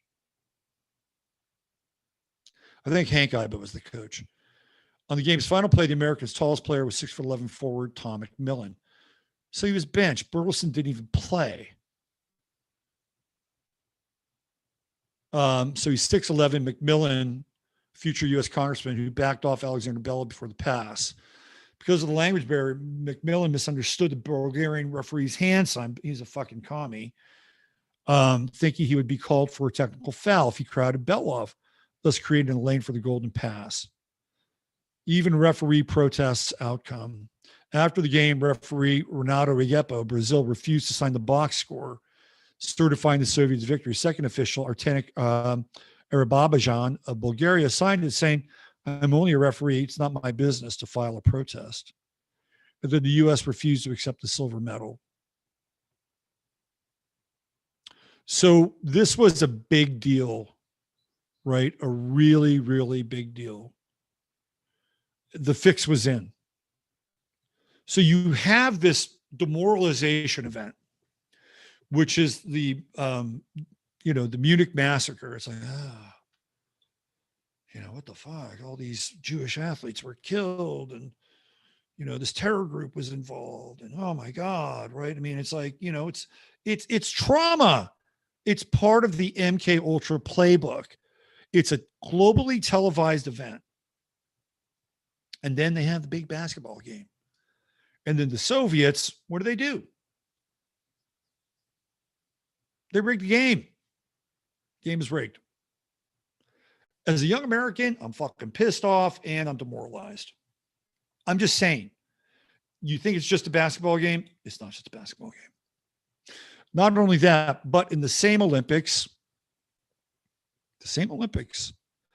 America had 2 great sprinters. Right? One of them was this guy, Ray Robinson, who was scheduled to win the gold medal. 2 great sprinters. The Russians had Valery Bortsov, one of the fastest men. And all the Russians and the East Germans, all these people, they're all fucking doing, steroids, state-sponsored sports medicine. The Americans aren't doing any of it. The old testing wasn't really equal, right? Wasn't equal. So was Valery Bortsov a byproduct of kind of a super soldier training program? Maybe. What I do know is that they changed the times. Eddie Hart and Ray Robinson, they changed their times for qualifying at the last minute, and their coach didn't get the memo. And then they got the memo, and they're in the Olympic Village, and like, fuck, we got to get over there. And they missed their qualifying times. So they couldn't qualify. They couldn't go up against Bortsov. Now you got to understand that the 100 meters, that is the golden ring. Of the 5 rings, right? 100-meter sprint, that's one of those gold rings. Look at what Jesse Owens did in the Olympics in Germany. That's another bullshit lie, by the way. Jesse Owens was friends with a German hurdler for the entirety of his life. Hitler never condemned Jesse Owens. He tried to meet him, but he was told that he couldn't show too much appreciation for any one athlete. He'd been chided by his people prior to that. And even when Jesse Owens got back to the United States, FDR wouldn't even fucking meet with him. And when he finally met with him, is at a hotel, and Jesse Owens and his mother had to ride the service elevator. The service elevator. They couldn't even use the regular elevator. So again, when I see this shit about America and I know this stuff, I get a little down, or got a little down on the program, and for a good reason. So they changed the times. Only one guy can qualify. I think it's Robert Taylor. He got there. He barely got to his sprint. I think he had to use somebody else's shoes. He qualified. I think he got a bronze medal. He wasn't the best sprinter. Now, they did qualify for the 4x100, which, by the way, the Americans have sucked at over the last few Olympics. But in Munich, it was like, sprinters were revenge porn. They won the gold medal and they just completely crushed the Soviets. But it was after the fact, right? In the 4x100, it's a nice event, but the 100-meter sprint, that's the money event in the Olympics. And the Americans were gamed and lost. And again, I'm like, what the fuck, right? It's like, shit is going bad for this country. Meanwhile, Mark Spitz wins 7 gold medals. Isn't that interesting? I think it's interesting. I'm going to reserve my commentary for it, but I think it's interesting. And look, Mark Spitz was a great sprinter, great smart. Not taking anything away from Mark Spitz. But the big success story out of that Olympics has a different kind of narrative. So that happens, right? That happens. Then what happens? Well, we got the ongoing fucking Vietnam War. Then we have Nixon. Then we have Watergate. And I'm watching, the president get taken out, right? Political assassination and suicide. And I'm an American. That's my president, for better or worse. And I knew like some shit that was going on. I was young, but the Kissinger stuff never smelled right to me. Like, who the fuck is this Kissinger guy? Why is he involved? He seems to have way too much power here. I swear to God, those are my thoughts, right? Like, get him the fuck out of here. So Nixon gets impeached, and that's a big moment for me. Okay, at that point in time, the demoralization kicked in. All these things, they add up, right? They all add up. Not to mention whatever happens domestically, the race riots. I was a little young for the Watts and the Detroit stuff, but it's all in the background, right? It's all kind of in the background. The protest movement, all that stuff. And I was aware of that. And I'm like, why the fuck are these people doing this? Like, I understand, but later on, I understood more about it. It didn't help me with the understanding. Honestly, I grew up in the Bay Area. You're talking about like a hotbed of fucking destabilization. We had the Black Panthers. We had Jonestown, right? We had the SLA. Like, these are all the influences coming into my life. And I'm having to process all this stuff and try to maintain some kind of optimism for the future. Like, I get, like, to some extent what happened to millennials. To some extent. So where did I go? Right? Well, I'll go over here. I'll go to the counterculture. I'll go trip. I'll go read Timothy Leary. Right? I'll read Castaneda. I'll take a lot of trips. Right? This is going to be my world, because this world is not something I can relate to at all. This world has become poison to me. It's like the well that became poison. So I had to go find a new well. And it was interesting. Don't get me wrong. It was interesting. And it led me down a particular path. It led me down a path that tried to understand what happened with these events, why this place had become the place that it had become. This is during the late 80s and the early 90s when I really started to go down these rabbit holes. But it didn't restore my faith in the country much.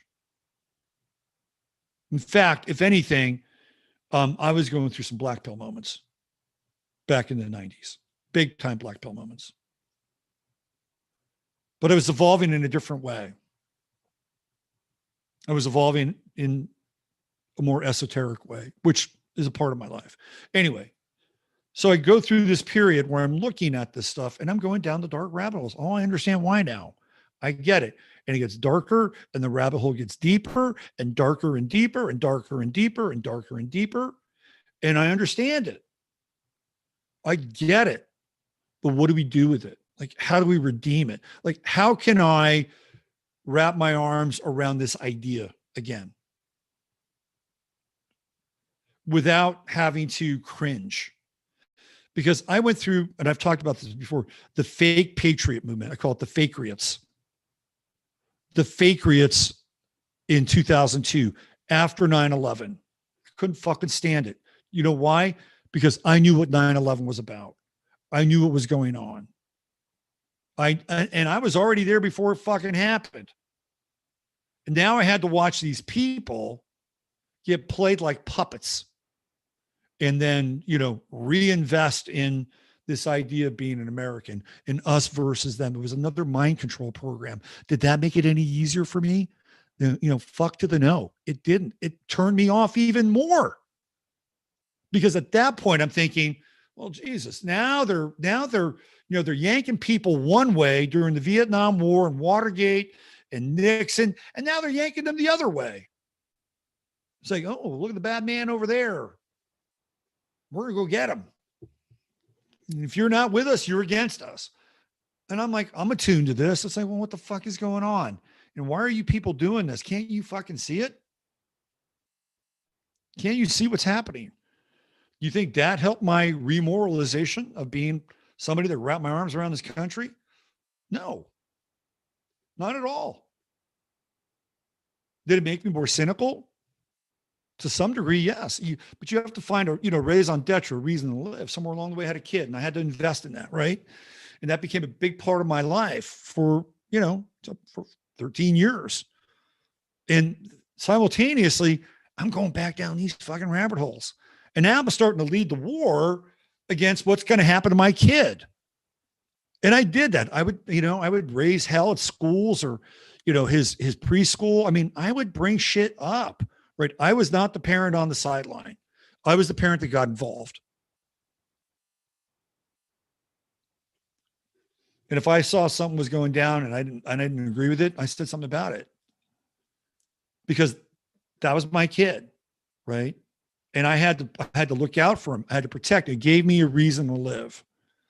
It had me reinvest. And I also reinvested once again about what could happen to him. Where are they taking this thing? What's his future going to be like? I got deeply involved in that. And it caused a bit of a rift, right? I mean, for some people, like, I'll go out and make $200,000 a year, make sure he's got the right school and the right this. And I did my best. Don't get me wrong. It wasn't like I was a slacker dad. But where I went was, okay, who's going to fuck with him? And how do we prevent this? Not only for him, but for the other kids. That's where I went. And I spent a lot of time, once again, looking at the power behind the scenes and what they were doing to the country.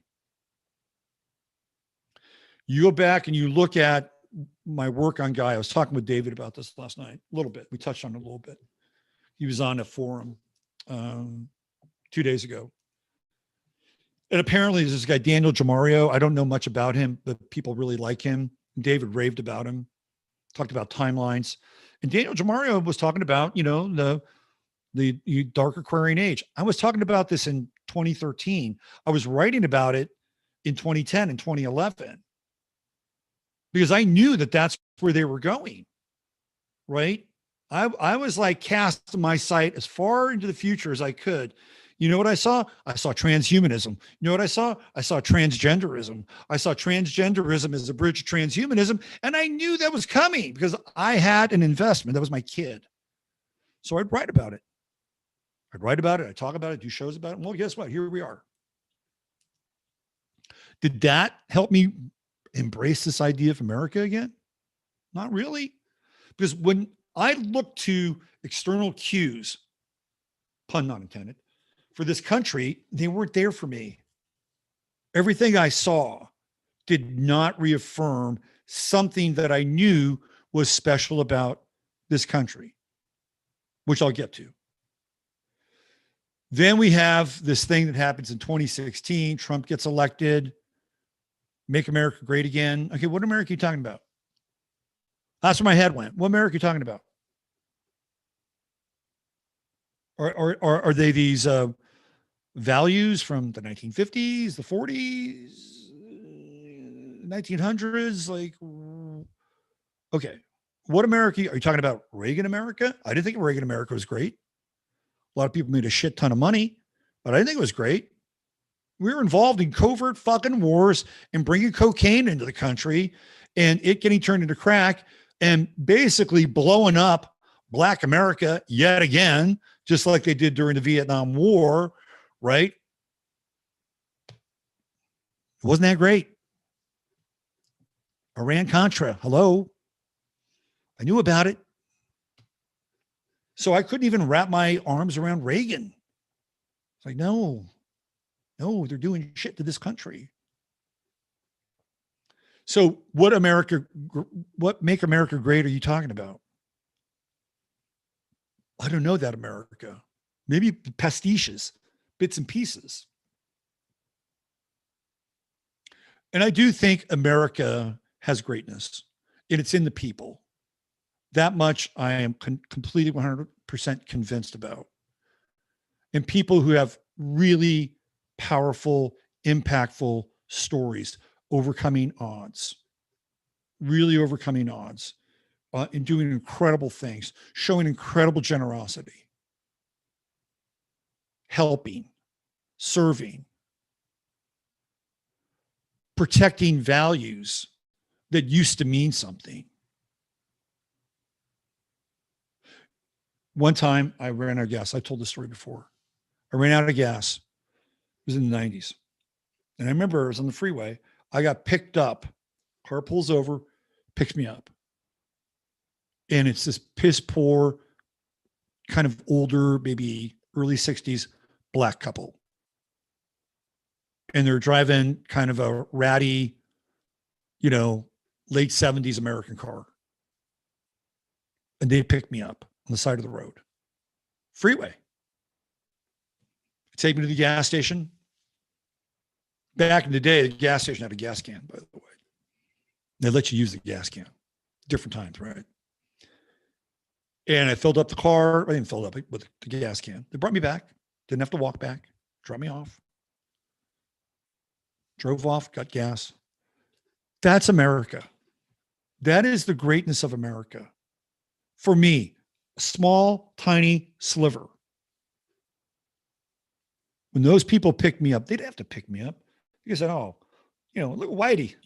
Little Whitey on the side of the road, right? No, they didn't do that. They didn't see any skin color. They saw somebody who, ran out of gas, right? Back during a time when I didn't have a lot of money.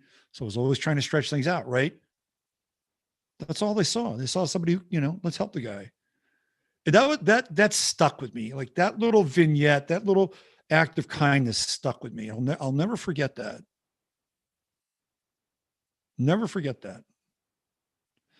So we have the Trump era, right? We have a bunch of swamp creatures around Trump. And I'm like, okay, Trump's interesting. He's a disruptor. I like the disruptive part. Let's see what happens. Can he have his, Saul Paul on the road to Damascus moment? Maybe he's had it. I don't think he was supposed to win. We did. And then what happened became an American Horror Story. But I watched it all. And guess what? It became another chapter in fucking demoralization, okay? Scripted, planned, operated. It started with, we're going to tell people not to show up and vote for him. Oh yeah, all those voters, the electoral voters, we're going to tell them to stay home. Is that not like a version of insurrection? Are they not trying to upend the results of an election by telling these voters from the Electoral College to stay home and not vote? Nobody really raised much concern about that, did they? That's where it started. And it didn't stop. It went from one crisis, one talking point to another, to another, to another, to another. And whatever you think Trump's role was or wasn't during that presidency, what was clear was that there was an operation that was being played on the American people, and it was happening to both sides. On the right side, you're trying to find the winning, right? Where's the winning? After a while, the winning stopped. And you're going like, okay, when the fuck are you going to start to shake some of these blood-sucking ticks off of you, like your fucking son-in-law and maybe that daughter of yours too? Why don't you shake them loose? How about some of these people in your cabinet? Why don't you shake some of them loose? Why don't you get rid of the torture queen, Gina Haspel, who has allegiances to the Bush family, by the way? None of that ever happened. Like, he would do a few cosmetic things. Every now and then you'd be like, oh, wow, okay. He fired James Comey. Cool. Who'd you replace him with? The wrong person. Demoralization. On the other side, you're getting all riled up. Orange man bad, sexist, racist. Critical race theory has Donald Trump, as the galactic center of its theory. Social theory, critical race theory would not exist in this time without Trump. He's the black hole sun. So they're getting gamed. There's an operation being run on them. There's an operation being run on the other side who are, for all intents and purposes, trying to hold this thing up. Hey, this is our time. We're finally going to get back in the game. We have somebody that, kind of understands theoretically what the hell happened here. At the end of the day, it didn't work. And I always said that it wasn't about Trump. It was about the energy that would be unleashed and that people could take from it. I always said that. That was my mantra.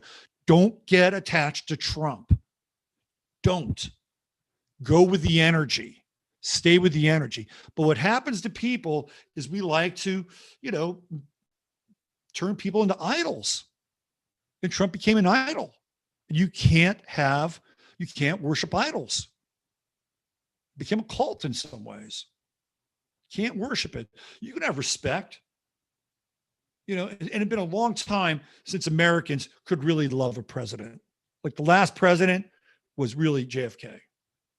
People loved JFK universally. People tried to love Obama, but they couldn't, because after 2.5 to 3 years, they realized, oh man, we made a big fucking mistake. We thought we were doing the right thing.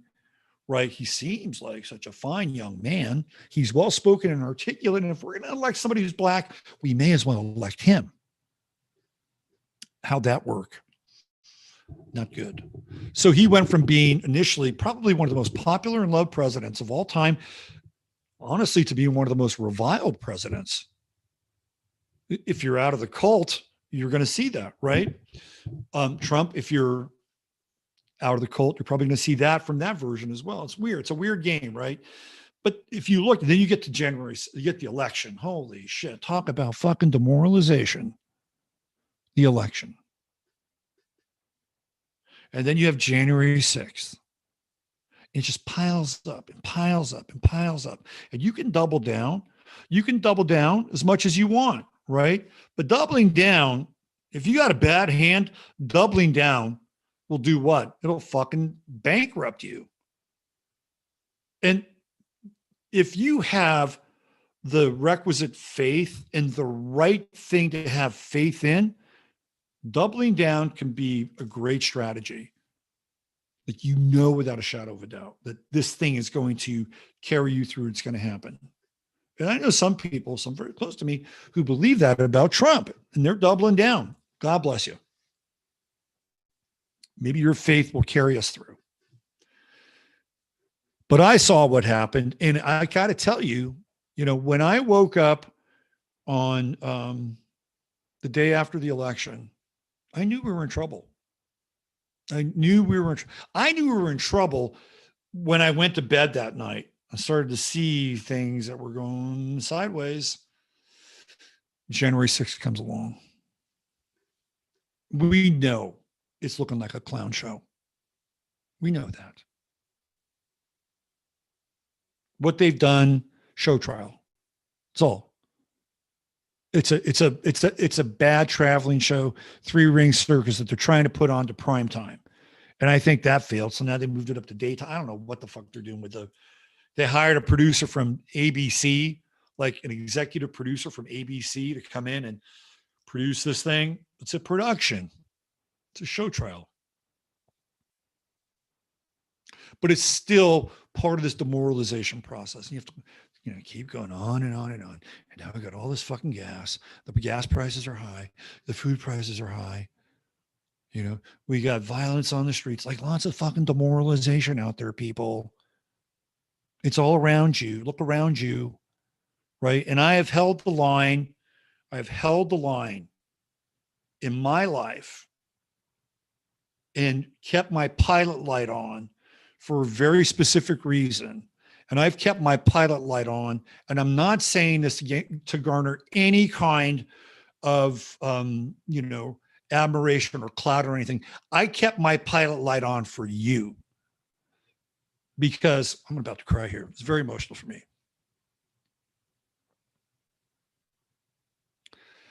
Because I realized that if I was going to get through this, I needed to have a purpose in my life. And my purpose became you.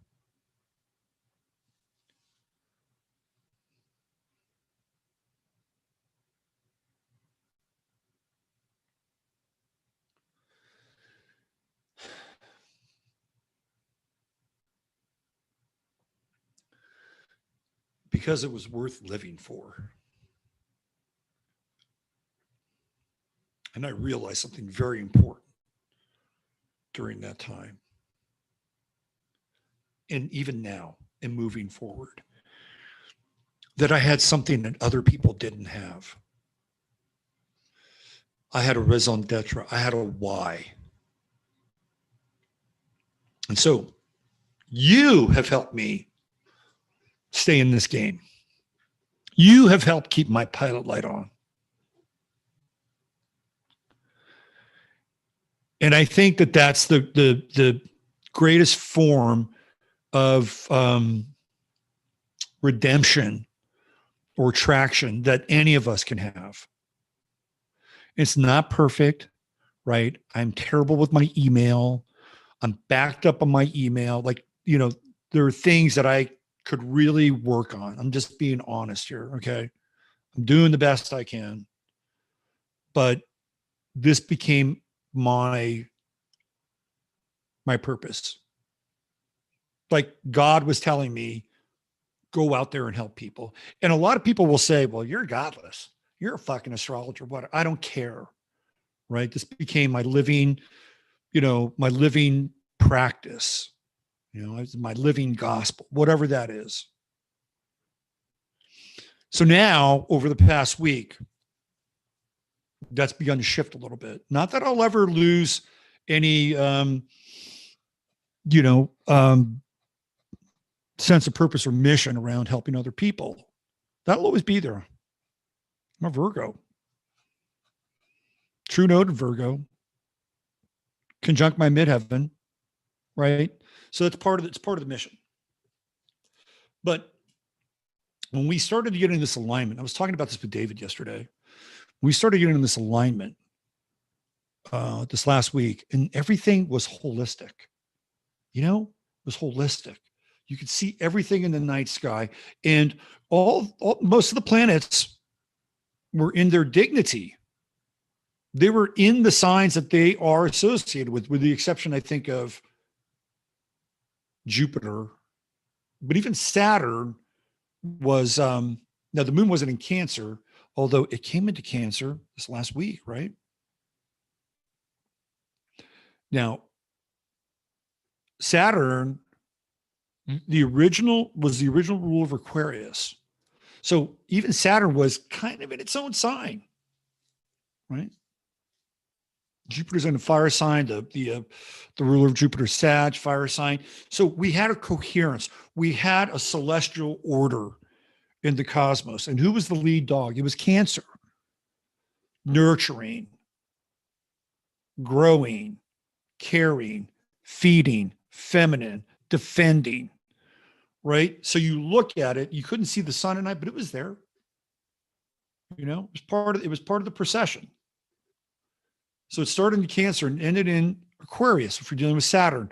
So what does that mean? It means that this whole Saturn Aquarius top down, you know, one shot and one mask for all was the fucking caboose here, right? It was the caboose. The engine that was driving it was the sun in Cancer. And then we have the whole Roe v. Wade thing. And all of a sudden, things get very interesting. The Supreme Court gets involved. I still have not reconciled who some of these people are. It's life. You know, it's life. John Roberts is completely and utterly compromised. Brett Kavanaugh, you know, he's a Bush toady, probably played the role of Christine Blasey Ford. I'm pretty convinced of that, by the way. I think he was playing both people. So, you know, it's hard. It's a hard sell for some of these people. Amy Coney Barrett, I knew she would betray Trump. Talked about it, and guess what she did? They're Jesuits. Some of them are part of this whole dominionist movement, which I'm not a fan of. You know, they represent the left's far worst fears, the Christian theocracy. That could be a real thing, by the way. I've talked about it, right? So there's that. And I'm fully aware of all this stuff, right? But something happened. Something happened. Roe v. Wade, game changer. States' rights, boom, right? Game changer. And it happened when they passed Roe v. Wade, it was fucking egregious, right? You had a guy who was representing the state of Texas, Henry Wade. The guy represented Jack Ruby. He originally was supposed to represent Lee Harvey Oswald, but, you know, Jacob Rubenstein, you know, plunked him on TV twice, by the way. And then he, well, shit, may as well represent this guy. The other guy died, right? That guy fixes in with Henry Wade. Norman McCorvey, she was pressured, coerced, lied to. She even talked about it. She went back. She said, look, they did all these things to me. And, you know, I'm not down with this. She became a Christian, you know, so it was all done under weird circumstances and faulty circumstances in a lot of ways. So how could they not reverse it? It's like one of the few moments of justice, even though there's probably an agenda floating around there somewhere, right? Is one of the pure instances of a reversal that I've ever seen. Like, okay, cool. What's going to happen next? Well, prior to that, they had made a ruling on concealed carry guns in New York City. It's like, hey, you're overstepping your boundaries. That's not constitutional. That's a Second Amendment ruling. That's a big ruling, actually. Now, whether or not Kathy Hochul, Crazy Kathy, or Gay Eric, you know, want to abide by that, that doesn't really matter. I mean, it does in some regard, but there are other states that might have other concealed carry issues that they have to abide by this now. You know what that fucker Gavin Newsom did? If you have a concealed carry permit in California, Gavin Newsom in the state of fucking California made all of that public, all of it. That's like their big fuck you. It's like, fuck you. You know, you got a concealed carry permit. Here's where you live. Here's what you have. That's all public information now. So there's a war going on here, right? We're watching a war. And one side is firing shots across the bow. And these are theoretically American issues because we have a constitution. Who else has a constitution? There may be other constitutions, but they don't have a constitution like we have a constitution. It is the closest document along with the Declaration of Independence and the original Bill of Rights, not the amended Bill of Rights, those three documents are the closest documents we have in this world that allows people to have things like property rights, the right to speak without being, theoretically taken out of your home and have a bullet put in your head, right? Other places, they've been doing this for years, decades. This place became a sanctuary for that. And then what happened is that they toxified it. And they made all those things and all those values they weaponized them. I'm not going to talk about that too much, but that's what happened. What else happened? Well, Supreme Court ruled that Joe Kennedy, who was a coach at Bremerton High School in Washington, who had been out of work for 7 years, a Saturn cycle.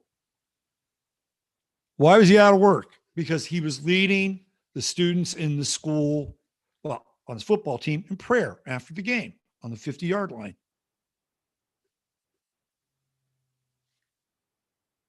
Somebody actually called the school district, this is the weird part, and said, hey, did you know that your coach was doing this on the football field? It's great. We love it. We'd like to do it. Can we talk to him? What do you think the school did? The school went after him. They're like, oh shit, we can't have this spread now, can't we? They fired him. Oh, separation of church and state. We can't bring that into schools. Well, the Supreme Court ruled that, guess what? He was wrongly fired. He was wrongly terminated. And they basically said that there was no separation from what he was doing to somebody who would wear a cross or wear an Islamic crescent or a Star of David. It essentially was the same thing. Now, you may have Satanists or pagans or whatever decide to pray at the 50-yard line. Well, fine. That's their choice. Well, let's see how far it goes. Let's see if there's traction. So what is that? That's a First Amendment right. So you have a First Amendment right, you have a Second Amendment right, and they're all being tweaked. Big decision. This New York thing is a big decision. Why do you think California was pissed? Why do you think Gavin Newsom had a hissy fit? It's because of this. So then you also have this other decision with the EPA. Hello, fucking home run, right? Like, we're going to throw a little monkey wrench into your whole carbon tax, green economy, green technology, let's fuck with the people plan. That ruling, I'm telling you, is huge. Number one, you think West Virginia is going to say, well, we knew we were right, but go ahead and do what you want to do. Fuck no. They've got investments in coal plants, whatever you think of coal, right? Like whatever, right? They got investments in it, and they're like, thanks, but no thanks.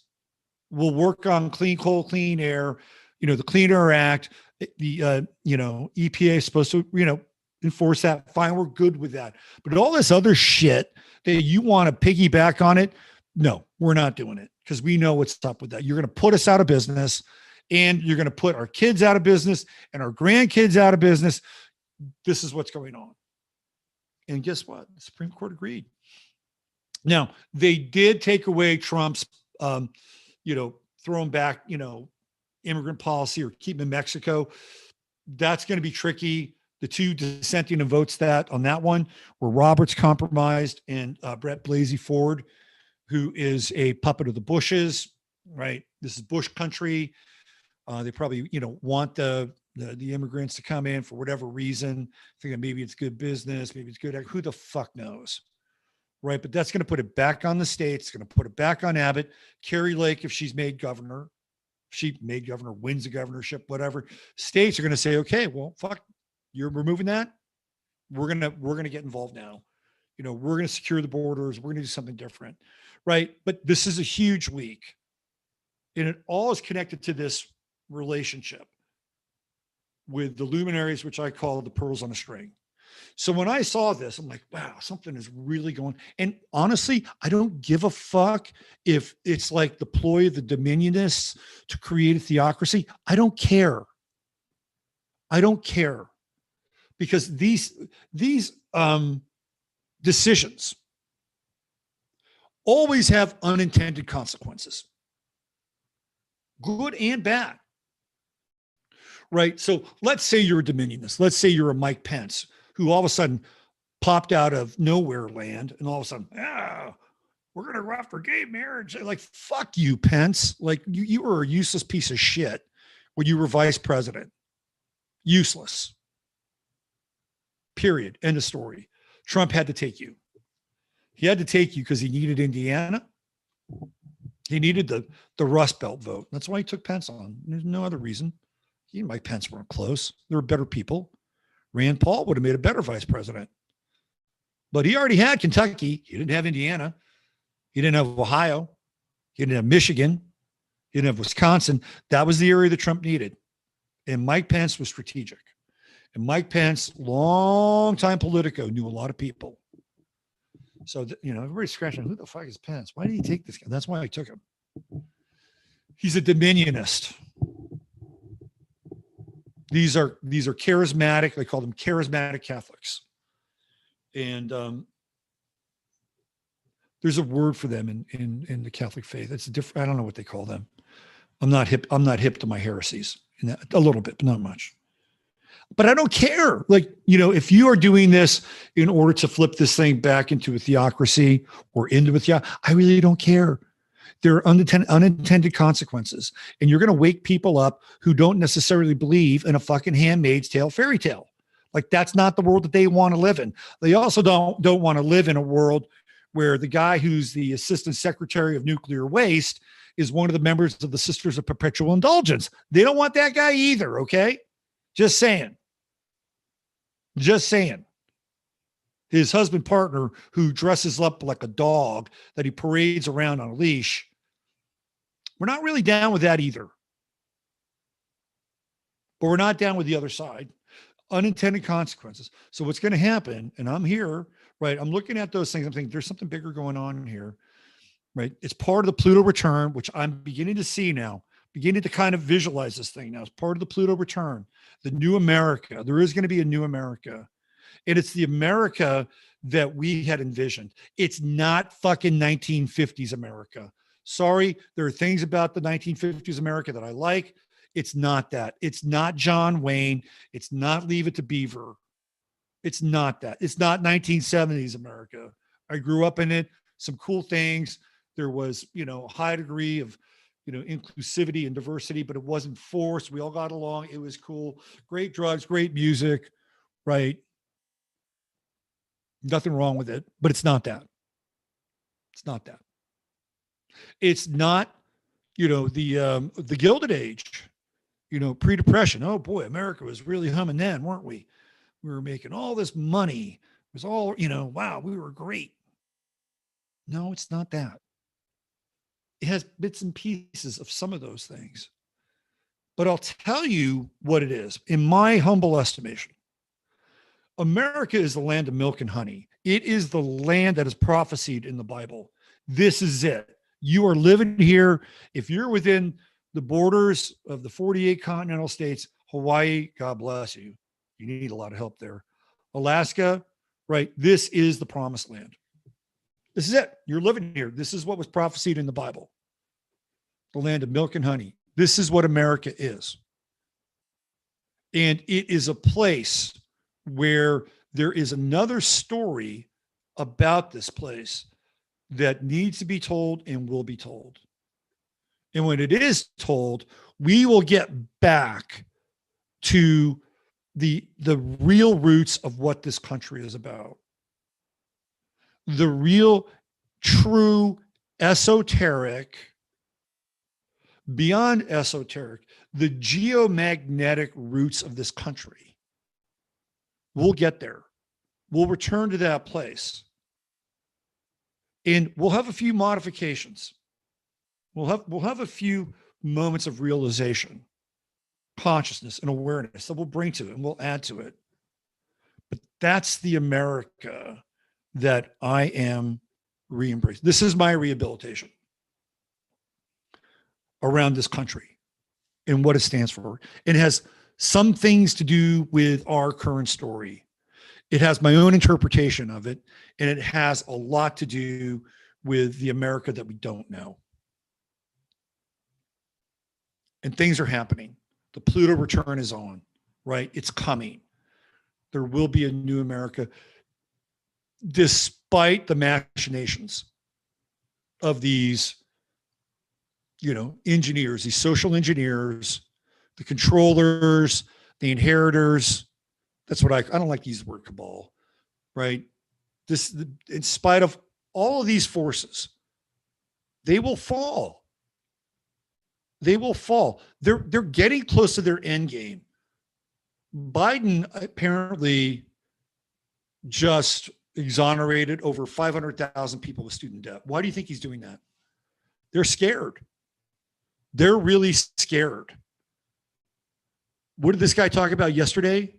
The liberal world order? Oh, isn't that interesting? It's the same fucking world order. Trust me. They just stuck liberal in front of it because that's the version that they want to promote, right? They were willing to promote the Bush version of the New World Order for a while until they realized, well, we got a bunch of people over here in the social engineering camp that really need us to go into this whole transgender, transhumanist movement, right?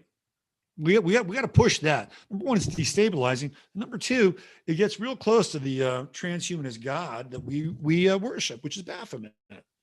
So we got to go down that path. We can't go down, your New World Order path, which is basically like rich fucking rhino, secret society path. No, this is a little bit different. It's the liberal world order. They're scared. They're scared. They are scared because they know that things are changing and they're going to do everything in their power to continue to incentivize people to play along with their program. It's not going to work. It's ultimately not going to work because it's synthetic. Everything about it is synthetic. And people are waking up. The Nick Nemeroff video, by the way, if you don't know who Nick Nemeroff is, he was a comedian. He was a comedian. He got 3 shots. His final shot, he didn't do so well. He had some very poignant words to say about his experience. Let's put it that way. He looked a lot worse off than Zelenko. That's for damn sure. I'm telling you, this tide is turning. It's part of the Pluto return. Number one. Number two, that alignment that we just experienced was holistic. It was holistic. It was pearls on a string. It was luminary pearls on a string. There was a wholeness to it. And in Cancer, the lead luminary is all about the values that ultimately we all need in order to get through this. There's a lot of values we all need, astrologically speaking, but Cancer is a big one. And we're in the season of Cancer, right? So we're coming back. This is a comeback story, right? It's a comeback story. And I'm on the train. I'm fully on the train. Now, you'll always get, from me, the X-ray vision and, the truth as I see it. That's never going to go away. This is part of who I am, Mr. Scorpio rising, right? But I'm leaning into a new story. That's what I'm doing. I'm leaning into a new story.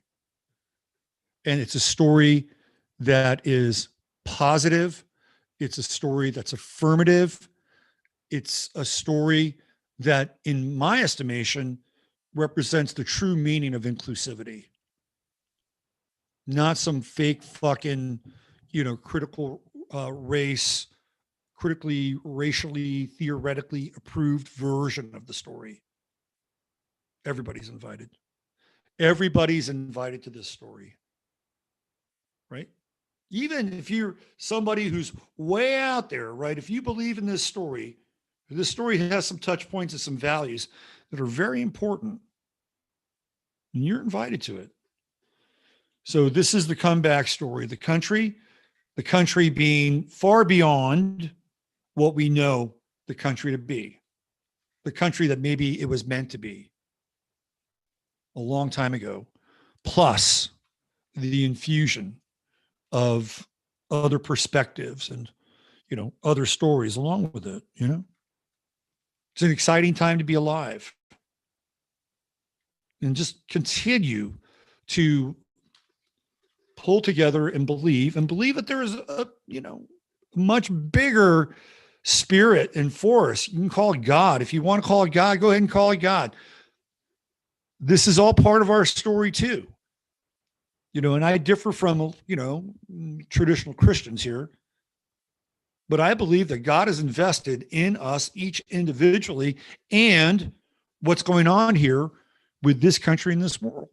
And it's not going to happen without our recognition of that as a role in our lives. And what happens?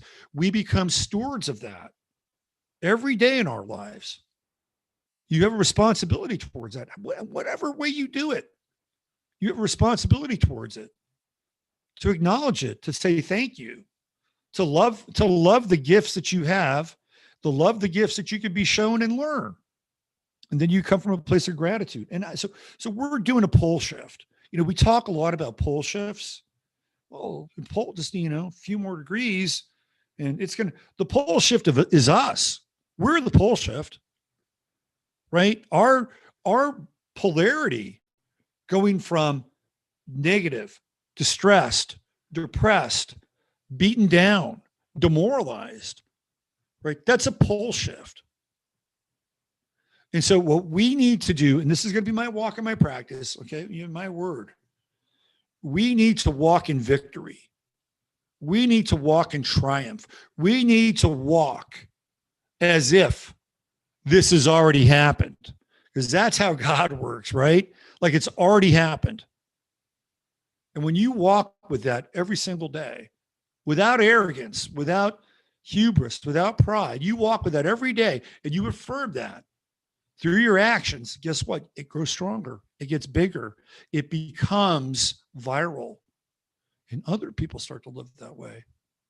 And other people catch the buzz. It's like, yeah, look around. It looks like shit. It looks like it's a tough time. But guess what? It's a cliche. I know it's always darkest before the dawn. It could get darker. I'm not saying it won't. But in order for us to get through it, and I'm not even talking about like voting for politicians or anything like that, right? Like you could be a black-pilled person if you want to be, and you can wrap your arms around this because it doesn't have anything to do with the system. It has to do with something else, but it's not separate from what this thing that I'm in and that many of you other people are in represents. It's part of it. So we're here, and we're here to be a part of the new story, the Pluto return, Pluto in Aquarius. Where this place becomes a different place, and maybe, perhaps, closer to the place that it once was at one point in time, with a new perspective and a new appreciation for who we are and what we have. All right. Thank you for listening. I know I was on a long rant today. Geez, I mean, I've been going for about 3 hours.